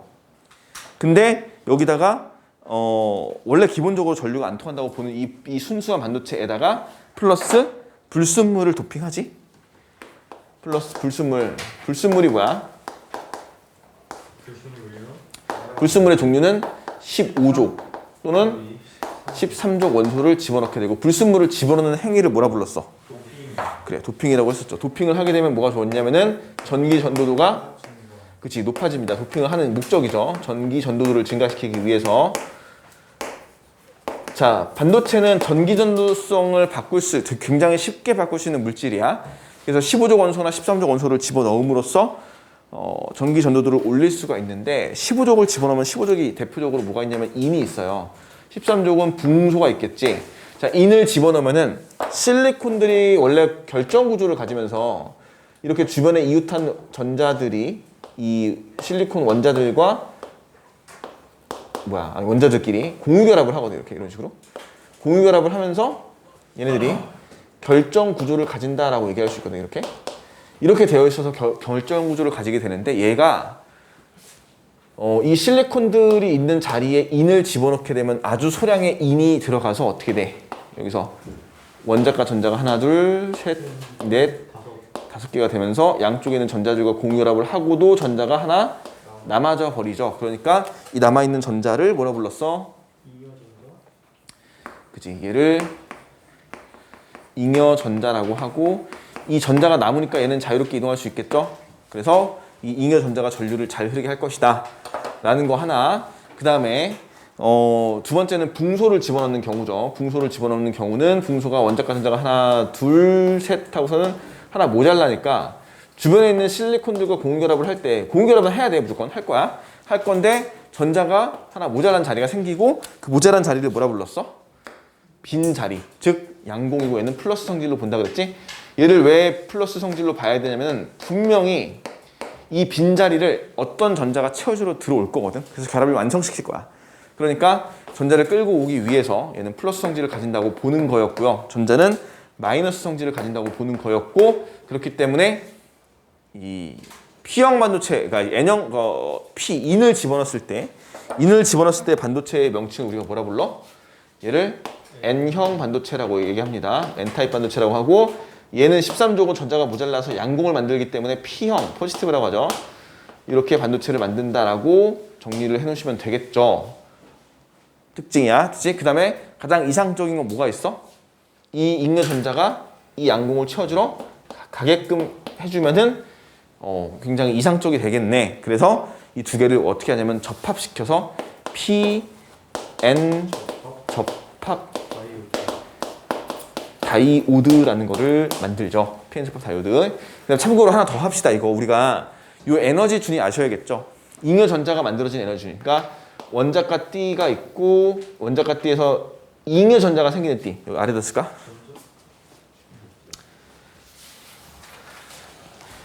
이 P형을 넣었을 때는 원자과 띠에 전자들이 전도띠의 바로 아래에 가서 배치가 된다고 보시면 되겠죠. 이렇게.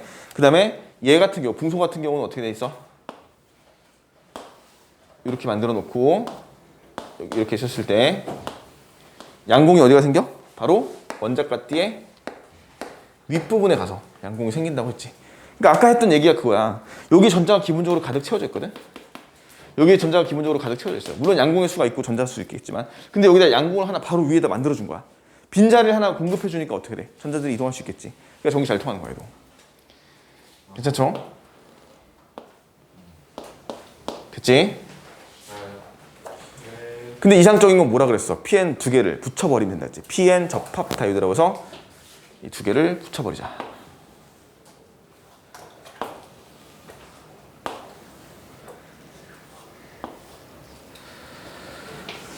자, P형에는 많은 게 뭐였어요? 양공 플러스 N형에는 마이너스라고 해서 이렇게 P형 반도체와 N형 반도체 각각 플러스 마이너스에 대해 이렇게 쓸 수가 있단 말이지. 자, 그럼 둘이 붙여놨어. 어떻게 되니? 전기장 만들어지죠? 전기장이 만들어지면서 P형에서 N형 방향으로 플러스에서 마이너스 방향으로 전기장이 꽂히지. 그러면 전자가 어디로 가니? 그럼 전자 어디로 가야 돼? 여기 있던 전자가 전기장 방향 반대로 움직이죠. 그러니까 여기 있는 양공을 채워져 주러 들어갑니다. 그래서 여기서 마이너스, 마이너스, 여기는 상대적으로 플러스, 플러스가 되는 거야. 됐지? 이렇게 돼요. 맞지? 다시 P형에 양공이 생겼어. N형에 전자가 생겼는데 둘이 붙여버렸어. 그러면은 여기 플러스가 많잖아. 빈자리가 많잖아. 전자는 여기 모여있잖아. 여기. 전자가 모여있는 영역에서 비어있는 자리가 많은 쪽으로 전자들이 넘어가겠죠. 당연히 그럴 수밖에 없지 않겠어? 그래서 전자가 넘어간단 말이야. 이렇게 전자가 넘어가면서 보니까 이제 여기 있는 양공을 채워주러 전자가 또 이동하겠지. 하지만 이동을 못하죠. 왜냐면은 이 전자가 넘어감으로써 접합면에서 전기장이 어느 방향으로 형성되냐면은 왼쪽 방향으로 형성되니까 이 전기장은 양공은 전기장 방향으로 움직이지 않지 원래. 그러니까 이 전기장이 세지면 세질수록 양공이 못 이동하는 거냐. 그래서 완벽하게 이 둘이 같아질 때까지 어떻게 돼? 그치? 이동하는 거지. 그래서 요 두 개의 합성 전기장이 0이 되는 영역까지 양공과 전자들이 결합해서 이동하면서 여기에 어떤 비어있는 공핍층이라는 영역을 형성한다는 거지. 공간 전하 영역이라 그래요. 공간 전하 영역.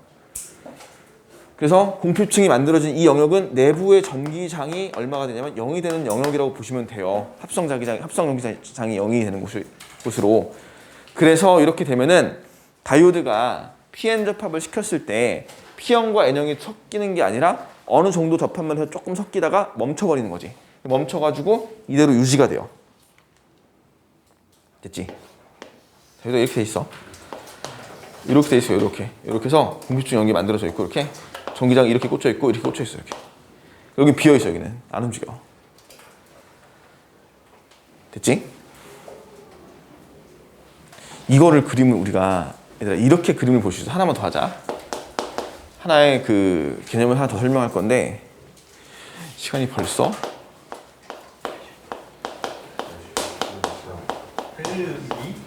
페르미준이라는 게 있습니다. 자, 이 페르미준이가 뭐냐면요. 일반적으로 페르미준이는 뜻이 해석이 이거야. 전자가 발견될 수 있는, 전자가 채워질 수 있는 확률이 2분의 1인 에너지 값이야. 전자가 채워질 수 있는 확률이 2분의 1인 에너지 값을 페르미준이라고 해. 쉽게 설명하면은 자, 절대 영도야. 절대 영도에서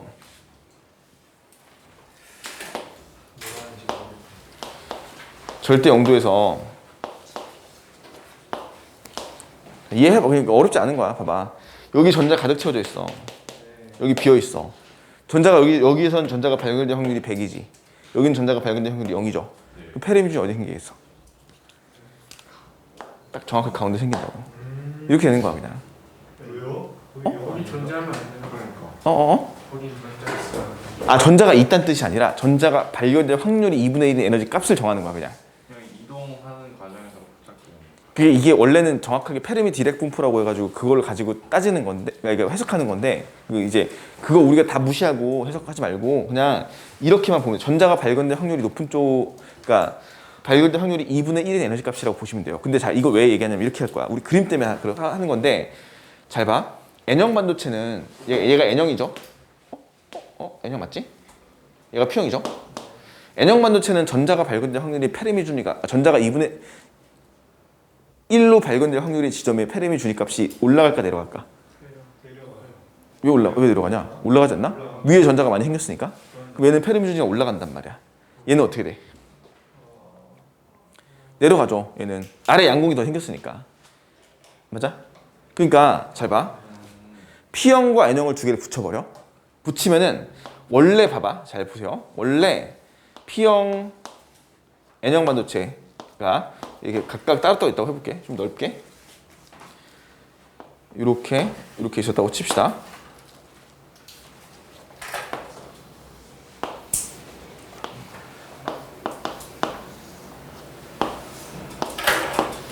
됐어?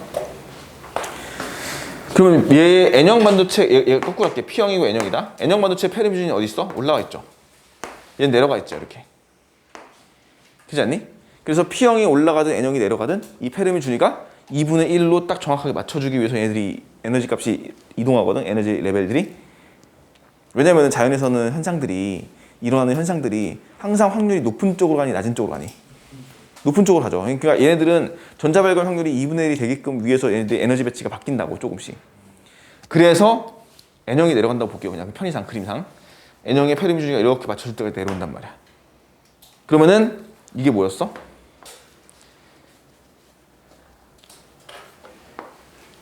자, 이게 뭐였지? 이게 전도대 아니었어? 이 원자가 띄었고 얘가. 그러니까 그림이 그래서 어떻게 그려지냐면은 보통 이 그림을 이렇게 그리죠. 그렇지 않니? 이 그림의 해석이 무슨 뜻일까? 이 언덕이 무슨 뜻을 가지고 있어? 전자가 이게 N형 반도체와 P형 반도체 페르미 주기가 같아질 때까지 이렇게 변화가 생기면서 이 에너지 레벨이 조정이 되면서 이 N형 반도체 입장에선 전자가 이 언덕을 넘어가게끔 돼 있지. N형에 있던 전자가 P형에 있던 양궁을 채워주러 갈 수 있어 없어?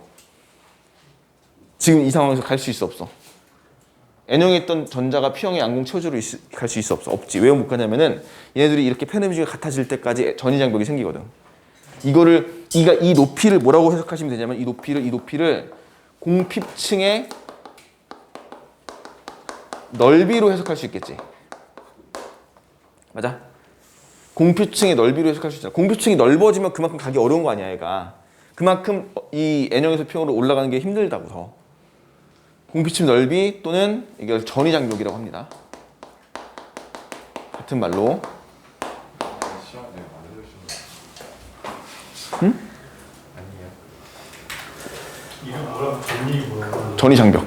전이 장벽. 야, 그러니까 아니 단순하게 이거야. P형과 N형을 붙였어. 내가 예전에도 설명 어떻게 했냐면은 전기장에 의해서 마이너스 플러스 결합이 안 되니까 이게 못 넘어간다 그랬지. 이건 이제 에너지 준위 관점으로 보면 이렇게 해석이 된다고. 전기장 영역의 플러스 마이너스 힘으로 봤을 때, 전기력을 봤을 때는 얘가 전기장이 0이 되니까 움직이지 않았어 이렇게 하는 거고, 에너지 레벨 관점으로 보게 되면은 페르미 준위가 같아질 때까지 이렇게 에너지 레벨이 이동하다 보니까 N형에 있던 전자들이 P형 쪽으로 넘어가려면은 이 언덕을 넘어가야 되는데, 그 넘어가는 게 바로 전이장벽, 이 공핍층의 역할을 한다는 거고. 그러니까 PN 접합 다이오드는 절대 섞이지 않는다는 거지. 그럼 얘를 섞이게 할 수 있는 방법이 뭐였어? 여기다 플러스 걸고 여기다 마이너스 걸어서. 얘가 원래 평을 이루고 있었지. 근데 전기장을 깨트려서 이렇게 더 걸어버린 거 아니야. 그럼 이 공핍층 영역보다 더 큰 전기장이 걸려야지 이 전자와 양궁이 결합이 될 거 아니야. 마찬가지죠. 여기다 뭘 걸어야 돼? 마이너스. 여기다가 플러스를 거는데 이 장벽의 높이만큼 올라갈 수 있을 만큼의 뭘 해야 돼? 에너지를. 그러겠지. 걸어야겠지. 그래야지 이 전자가 여기서 올라갈 수 있을 거 아니야. 맞아? 그럼 여기 있던 전자가 올라가면은 떨어지겠죠. 에너지 방출하는 거고. 이렇게 해석하시면 돼요. 그 그림 있잖아. 교재에 있는 그림. 그 그림이 왜 그러니까 너네 보면 이 교재 같은 데 보면 그림이 이렇게 나눠져 있거든. 그 이유가 이렇게 돼 있는 거야. 아시겠죠? 자, 정리하세요. 지웠다 할게.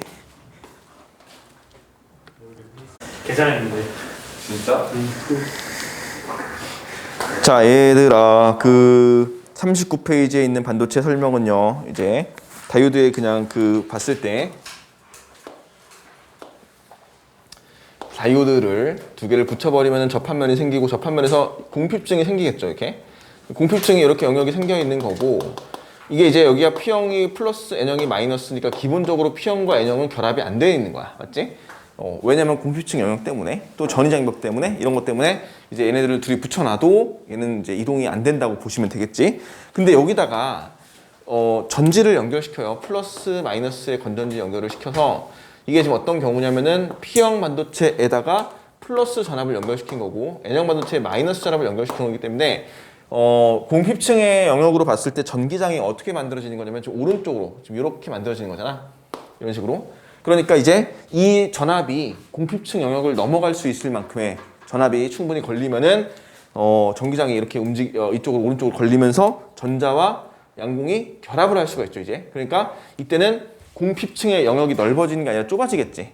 공핍층 영역이 좁아지고 전이장벽이 낮아지고, 그러면서 전류가 이렇게 흐르겠죠. 궁금한 게 전에는 왜 결합을 못해요? 방금 얘기했잖아.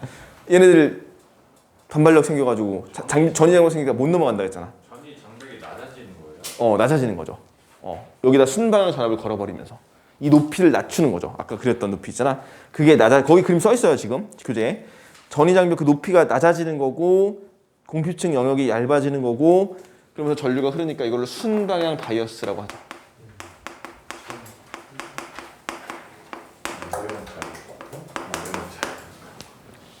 됐지?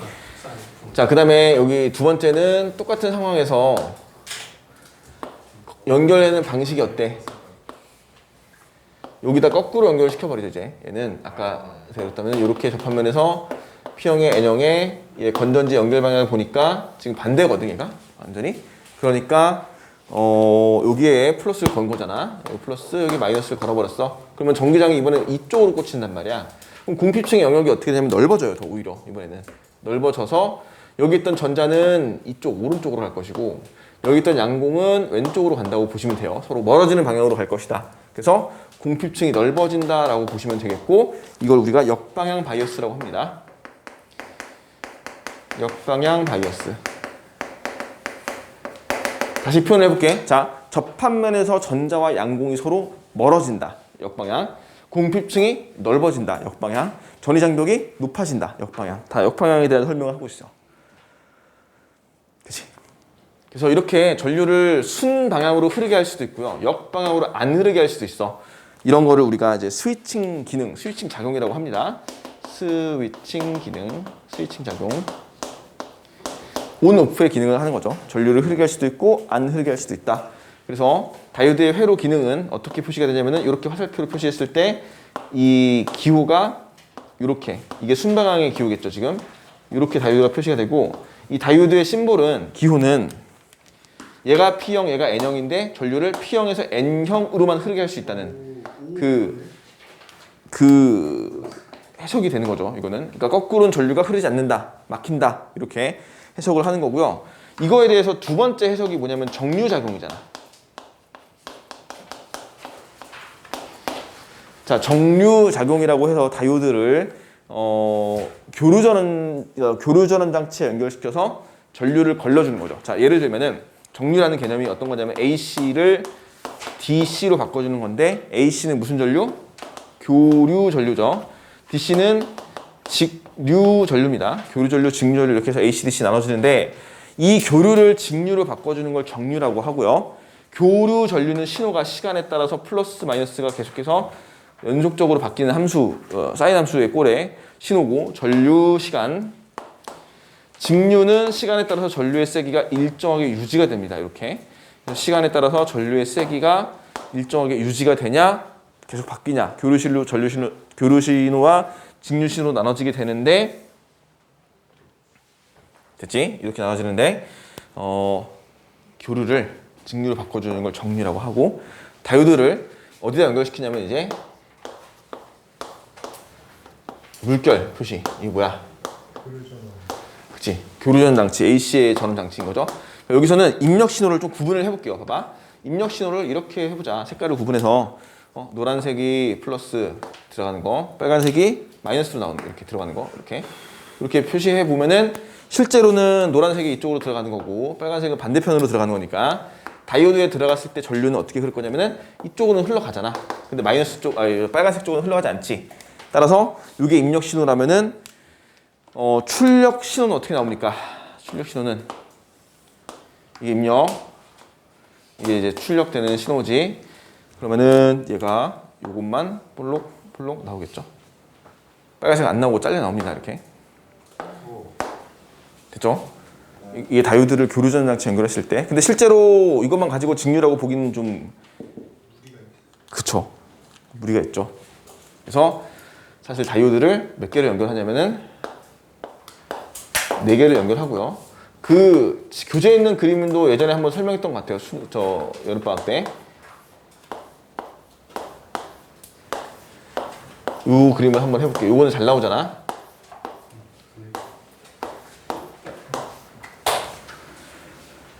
자.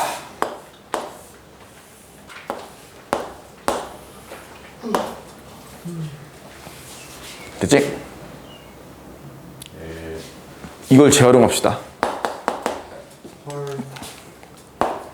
들어갈 때 이쪽, 빨간색은 이쪽. 됐지? 야, 그러면은 노란색으로 전류가 흘러갔을 때 따라가자. 따라가서 쭉 따라가서 어디로 가니 이게? 위로요.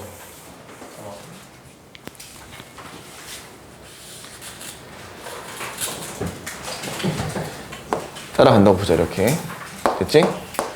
얘 위로 가잖아, 그치? 위로 가서 흘러가서 여기로 못 가지? 여기로 못 갔으니까 내려가죠. 내려갑니다, 맞지? 그럼 일리 가니 안 가니? 왜 안 가니? 왜 안 가? 전이차. 그치? 전류는 항상 어디서 어디로? 전류는 전압이 높은 쪽에서 낮은 쪽인데 전류는 전압이 높은 데는 안 돼. 전압이 높은 쪽은 무조건 플러스입니다. 전압은 무조건 마이너스예요, 낮은 쪽이. 그러니까 플러스에서 마이너스로 가는데 얘가 높은 쪽이야, 전압이. 높은 쪽이 이쪽인데 여기 와서 다시 낮은 쪽에서 높은 쪽으로 갈 수가 없습니다. 이거는 길이 열려 있어도 못 가는 거야.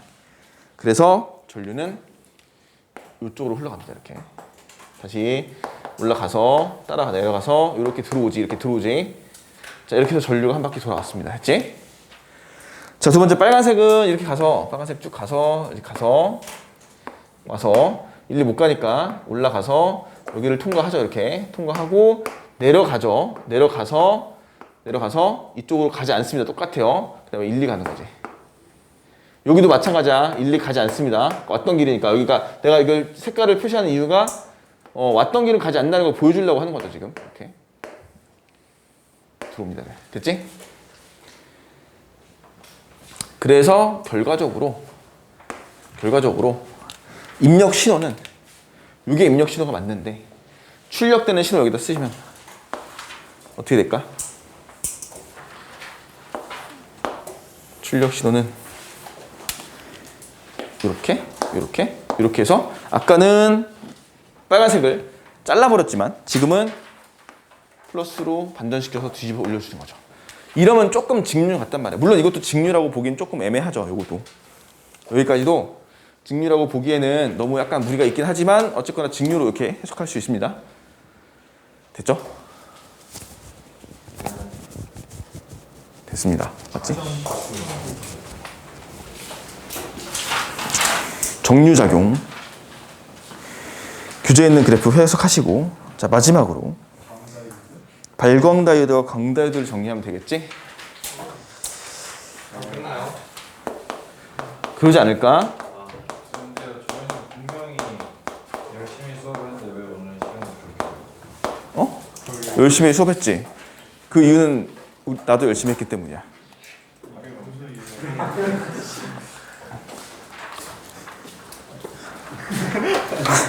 왜? 열심히 수업을 했지. 그 얘기가 내가 열심히. 아니 물어본 게 열심히 수업했는데 왜 지금 왜? 이상해? 뭐 이상해? 많이 이상해요. 야, 그 학교 보고 가서 진도 좀 그만 나가라 그래 그럼. 진도 좀 그만 나가라고. 좀 개경만 이상만 야, 이제 이 단어만 나갈 거야 시험 범위는. 근데 더 나가는 거 아니야 설마? 좀더 개겨볼까요? 폭동에서 아니면 야, 이 3단원까지 나간 다음에 이학 기말고사 막 전범 이런 거 아니야? 근데 한민희 쌤이 착해서 민원이 많이 들어오면 공부를 많이 해요. 근데 그 결과가 그 1학기 기말 시험이야? 너무 너무 근데 쌤이 어렵게 낸다는 이것도 수용하긴 했어요. 야, 그러면은 가서 어렵게 내자고 해. 그럼 다 같이 줬대는 거. 아니지, 시험을 어렵게 낼수록 우리한테 더 좋잖아. 너희들이 어려운 문제를 더 많이 풀 거거든, 다른 애들보다. 좀 어렵게 나왔어요. 어렵게 나왔잖아. 어렵게 나왔잖아, 아니야? 배운 거 우리가 하고 있을 때만 보이는. 그러니까 저희가 한 건 많았어요. 그러면 그렇게 나왔잖아, 그게. 안 하는 애들 저 지리아리 그래. 연습차 있고 근데 내가 봤을 때 우리가 대비했기 때문에 너네들이 그 정도 풀지 않았을까? 그냥 객관적으로는 어려웠는데 시험 자체가 어려웠어. 어려운 시험이야. 쉬운 시험은 아니었어. 그거를 일반적으로 내가 봤을 때 그냥 같은데 가보니 다른 학교에다가 이 시험지를 냈을 때 이거를 나는 나는 97점인데 8등인데 이해가 안 돼. 97점이 뭐? 아 그럼 네? 뭐? 1카 90분 아니었어요? 아이 9등인가? 나도 19번 하나 필요한데 97인데도 98등 아니 98등이라고? 그 중에 안에 들어간 애들이 거의 진짜 개르고 우리 학년에 문제가 있다. 맞아. 자, 발광 다이오드 봅시다. 발광 다이오드 LED라고 하죠. 라이트 에미팅 다이오드 그치? 에미팅 다이오드죠. 야, 발광 다이오드 원리는 이거랑 똑같아요. 그냥 이게 다이오드가 원리가 이런 거거든. 여기다가 발광 다이오드도 그렇게 쓰네. 뭐만 쓰면 되냐면 여기다가 그냥 LED라고만 쓰면 돼요. 그냥. 편하네요. 그럼 발광 다이오드야 그냥. 아니면 이거 LED가 안 써 있잖아? LED가 안 써 있을 수도 있어. 그럼 이제 여기서 그지 이렇게 뭐가 나올 거야 이렇게. 그럼 이건 LED야 그냥. 됐지? 왜냐면은 발광 다이오드나 다이오드나 똑같아요 그냥. 일반적인 다이오드나 발광 다이오드나 똑같은데 물론 정확히 다이오드도 종류 되게 많아 원래 되게 많은데 그 다이오드 이름 중에서 그런 거 있는데 그 뭐냐 약간 좀 말이 하기 좀 그런데 일본 사람이 만든 다이오드인가 봐. 약간 욕 같은 다이오드 있어. 욕하지 마. 민석 다이오드. 아 심하네. 아 이거 그따구로 하니. 장명 센스부터가 너무 좋다. 야 이거 지금 너 이거 저는 딱 한마디 했어요. 민석. 너 강의 봤지? 이거 올라갈 거야. 이거 보낼 거야 또. 저한 방이 번에 올라가면 내가 딱 강의 링크 봤지? 누구 선생님 여기 너무 심하시네요. 써놔야겠다. 강의 링크 봤지? 내가 보낸 거. 저는 그거 너네 강의야 그거. 저는 아무 말도 안 너네 강의 올린 거잖아. 오늘 올라가요? 어? 오늘 거 올라가요? 그 다 보내주잖아. 유튜브에 올라가요? 유튜브에 올리고 비공개하지. 여당 한 거는 안 작아요. 보통 내가 욕하면 자르는데 내가 욕하는 건 자르는데 너네가 욕하는 건 안 자르지. 수능 쉽다고 한 것도 작아요. 아니 그거 그대로 뭐 안 짜. 나 편집 안 해 나는. 난 다 올려 통으로 올려. 그럼 너 아까 게이라고 했다고. 나오죠. 난 개의가 있어. 이제 퍼지겠네. 네가 내 몸을 만진 것도 터지지 않을까? 야 이거 내가 말했잖아. 이거 그 고이 내가 수업하는 애들 다 전송하는 거야. 다 전송했어. 문제 받았지? 건우기도 이제 특별하게 카톡으로 보내줬어야 돼 또. 그래서 야 너네 그거 복습 좀 해서 봐. 알았지? 네. 또 봐요? 또 봐. 뭐 궁금한 거 있으면 수업 시간에 들었었는데 기억이 안 나는 것도 있잖아. 이게 뭐였지 했던 거. 그거 바로 눌러서 찾아보면 바로 보이잖아. 그냥 별로 어려움이 없잖아. 보는 데 있어서. 응? 그래서 자 봐라. P형 N형을 두 개를 이제 붙여놨어요. 근데 N형 반도체 전자가 어디가 있냐면 여기가 있다 했지. 그 다음에 양궁은 여기 와 있죠. 그러니까 기본적으로 이게 다이오드의 동작 원리인데 다이오드는 있잖아. 동작을 시키게 되면은 P형에다 플러스를 연결시키고 N형에다 마이너스를 연결시켜서 순방향을 만들어 주잖아. 이게. 근데 순방향을 만들어 주면은 이게 전류가 흐르는 관점에서는 N형에 있던 전자가 P형의 양궁을 채워주러 가는데 에너지 관점으로 보게 되면은 N형에 있던 전자가 양궁을 채워주러 에너지 준위가 낮은 곳으로 내려간단 말이지. 맞지?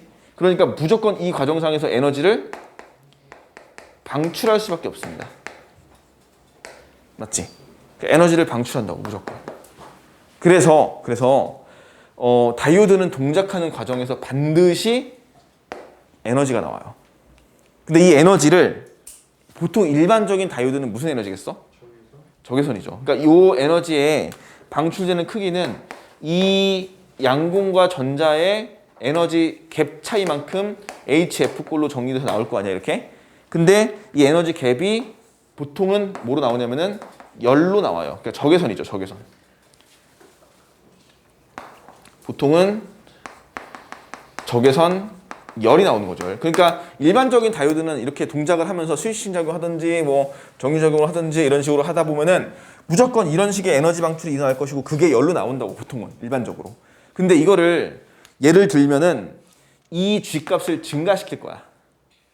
그럼 원래 적외선 나오던 게 뭐로 나올까? 진동수 커지면서. 그치? 가시광선이 나올 수 있을 거 아니야. 그런 식으로 가시광선 나오게 해서 색깔을 내게 하는 거죠. 이게 발광 다이오드야. 그러니까 발광 다이오드와 일반 다이오드는 한 끗 차이야. 에너지 갭의 차이라고 보시면 돼요. 에너지 갭을 넓힐수록 얘는 이제 빛이 나오는 게 되는 거고, 얘를 줄이면은 이제 일반적인 다이오드 열이라고 보시면 되겠고, 됐죠? 이게 발광 다이오드입니다. 마지막 하나, 광 다이오드 하나 남았죠. 그지?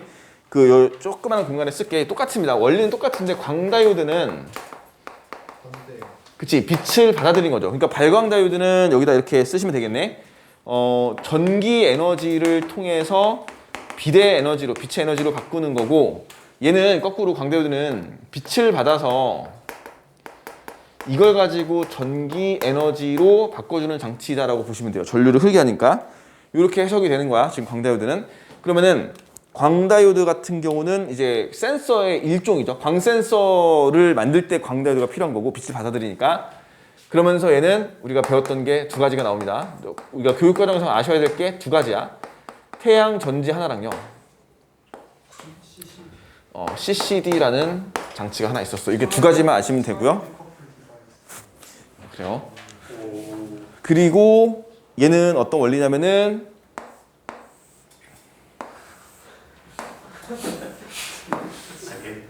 나 이거 욕하면 되지. 뭘 안 해 다 해놓고서는. 아니 이미지 메이킹 하고 있어. 너무 착한 이것도 척이야. 댓글 아예 달아야겠다. 오늘 말을 더 이것도 해야죠. 댓글 달아야겠다. 김민선이 진짜 욕정네. 아 민서 누가 썼는지는 알겠네. 민서 씨 말 좀 그만해. 이제 거기다 댓글 다는 거 아니야 진짜?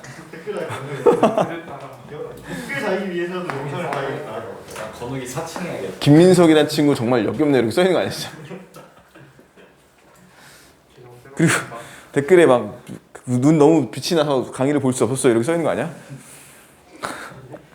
왕의 행차. 빛이 너무 강해서 저기 왼쪽 쯤에 빛이 너무 강한데. 아니 영상 찍으면 왼쪽 안 보이는 거 아니에요? 빛을 쬐어주죠. 빛을 쬐었더니 전류가 흘러나간다. 야 근데 이거 있잖아. 이거 지워야겠다.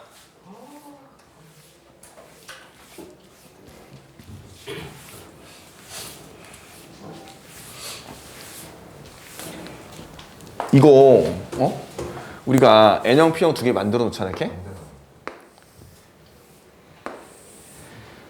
N형에서 P형 쪽으로 접하면이 전기장이 형성되지? 맞지 않아?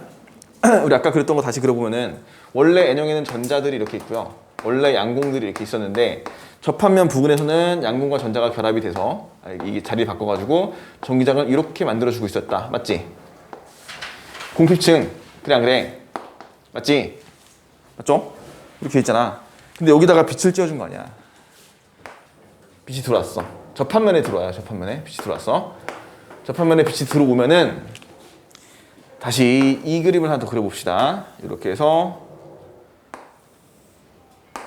전도띠, 원자가띠 그리고 여기에 양공이 있었죠. 양공이 있었고 여기에 전자가 있었는데 접합면에 빛이 들어온 거잖아 지금. 여기에 빛이 들어온 거잖아. 그럼 여기에 빛이 들어오면서 어떻게 될까? 전자들이 전이 되겠죠. 높은 대로. 그러니까 원래 있던 이 전자가 더 높은 궤도로 전이가 되니까 여기는 뭐가 생겨야 돼? 양공이 생깁니다. 맞지? 그래. 그 다음에 더 아래에 깔려있던 전자가 여기 양공을 채워주러 올라오겠죠. 그러니까 다시 말하면 접합면에 빛이 들어오니까 얘네들이 빛을 흡수해서 더 높은 데로 전이가 되는 거잖아 지금. 그치? 무슨 말인지 알겠니? 대답이 없어.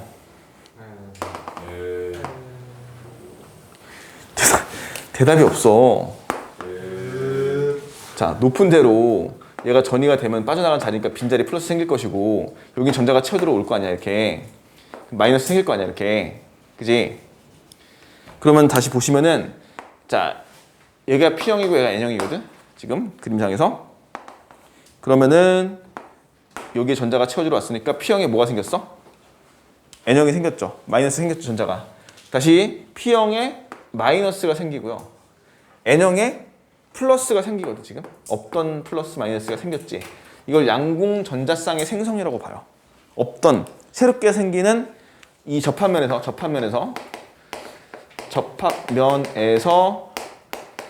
양공 전자쌍이 생성된다고 하는 거지. 그러니까 새롭게 뭐가 추가되냐면 전기장이 추가돼요. 아래쪽으로. 맞지? 그러면 원래 접합면에서 전기장 평형 유지하고 있었잖아, 얘네들이. 그치? 원래 전기장 평형을 유지하고 있었던 거를 순방향을 걸면서 전기장을 넘겨서 전류를 흐르겠잖아. 얘는 원래 전기장의 평형이 이루어지고 있었는데 갑자기 전기장이 아래쪽으로 추가가 된 거잖아. 빛을 받아가지고. 그러면은 이제 평형이 깨졌지. 그래서 어떻게 되냐면 여기 있던 양공이 바깥으로 튀어나가는 거죠. 여기 있던 전자가 바깥쪽으로 튀어나가는 거지. 전기장 달았어요. 그치? 양공은 전기장 방향대로, 전자는 전기장 방향과 반대 방향으로. 그러니까 P형에서 전류가 흘러 나가서 이 저항을 위쪽으로 전류가 흐르게 만들어주는, 이렇게 흘러가는 거지. 됐어요? P형에서 양공이 나갑니다. 그래서 전류가 흐른다고 해석하는 게 광다이오드라고 정리해 놓으시면 됩니다. 자, 딱 끝났어. 이거 저번에도 그러지 않았나 우리? 아 좋아요. 야, 있잖아 얘들아, 숙제는 우리 프린트 2개 나갔던 거 숙제고요. 교재 1번, 2번 숙제입니다. 여기 반도체 에너지띠까지 다 풀어오시면 됩니다. 3번은 선택적으로 풀어오세요. 3번 선택적으로 풀어오시고 다음 주에 테스트는 이것만 내기에는 너무 쉬우니까 전기력을 낼 거야. 그래서 전기력 공부 계속 하셔야 돼요. 프린트 1번, 2번. 자, 이 프린트 2번에도 전기력이 들어있다 얘들아. 알았지? 조금 난이도 높은 거야. 지금처럼 30분 이내로 볼 수 있게끔 될 거야. 해줄 거야. 30분 중에 40분.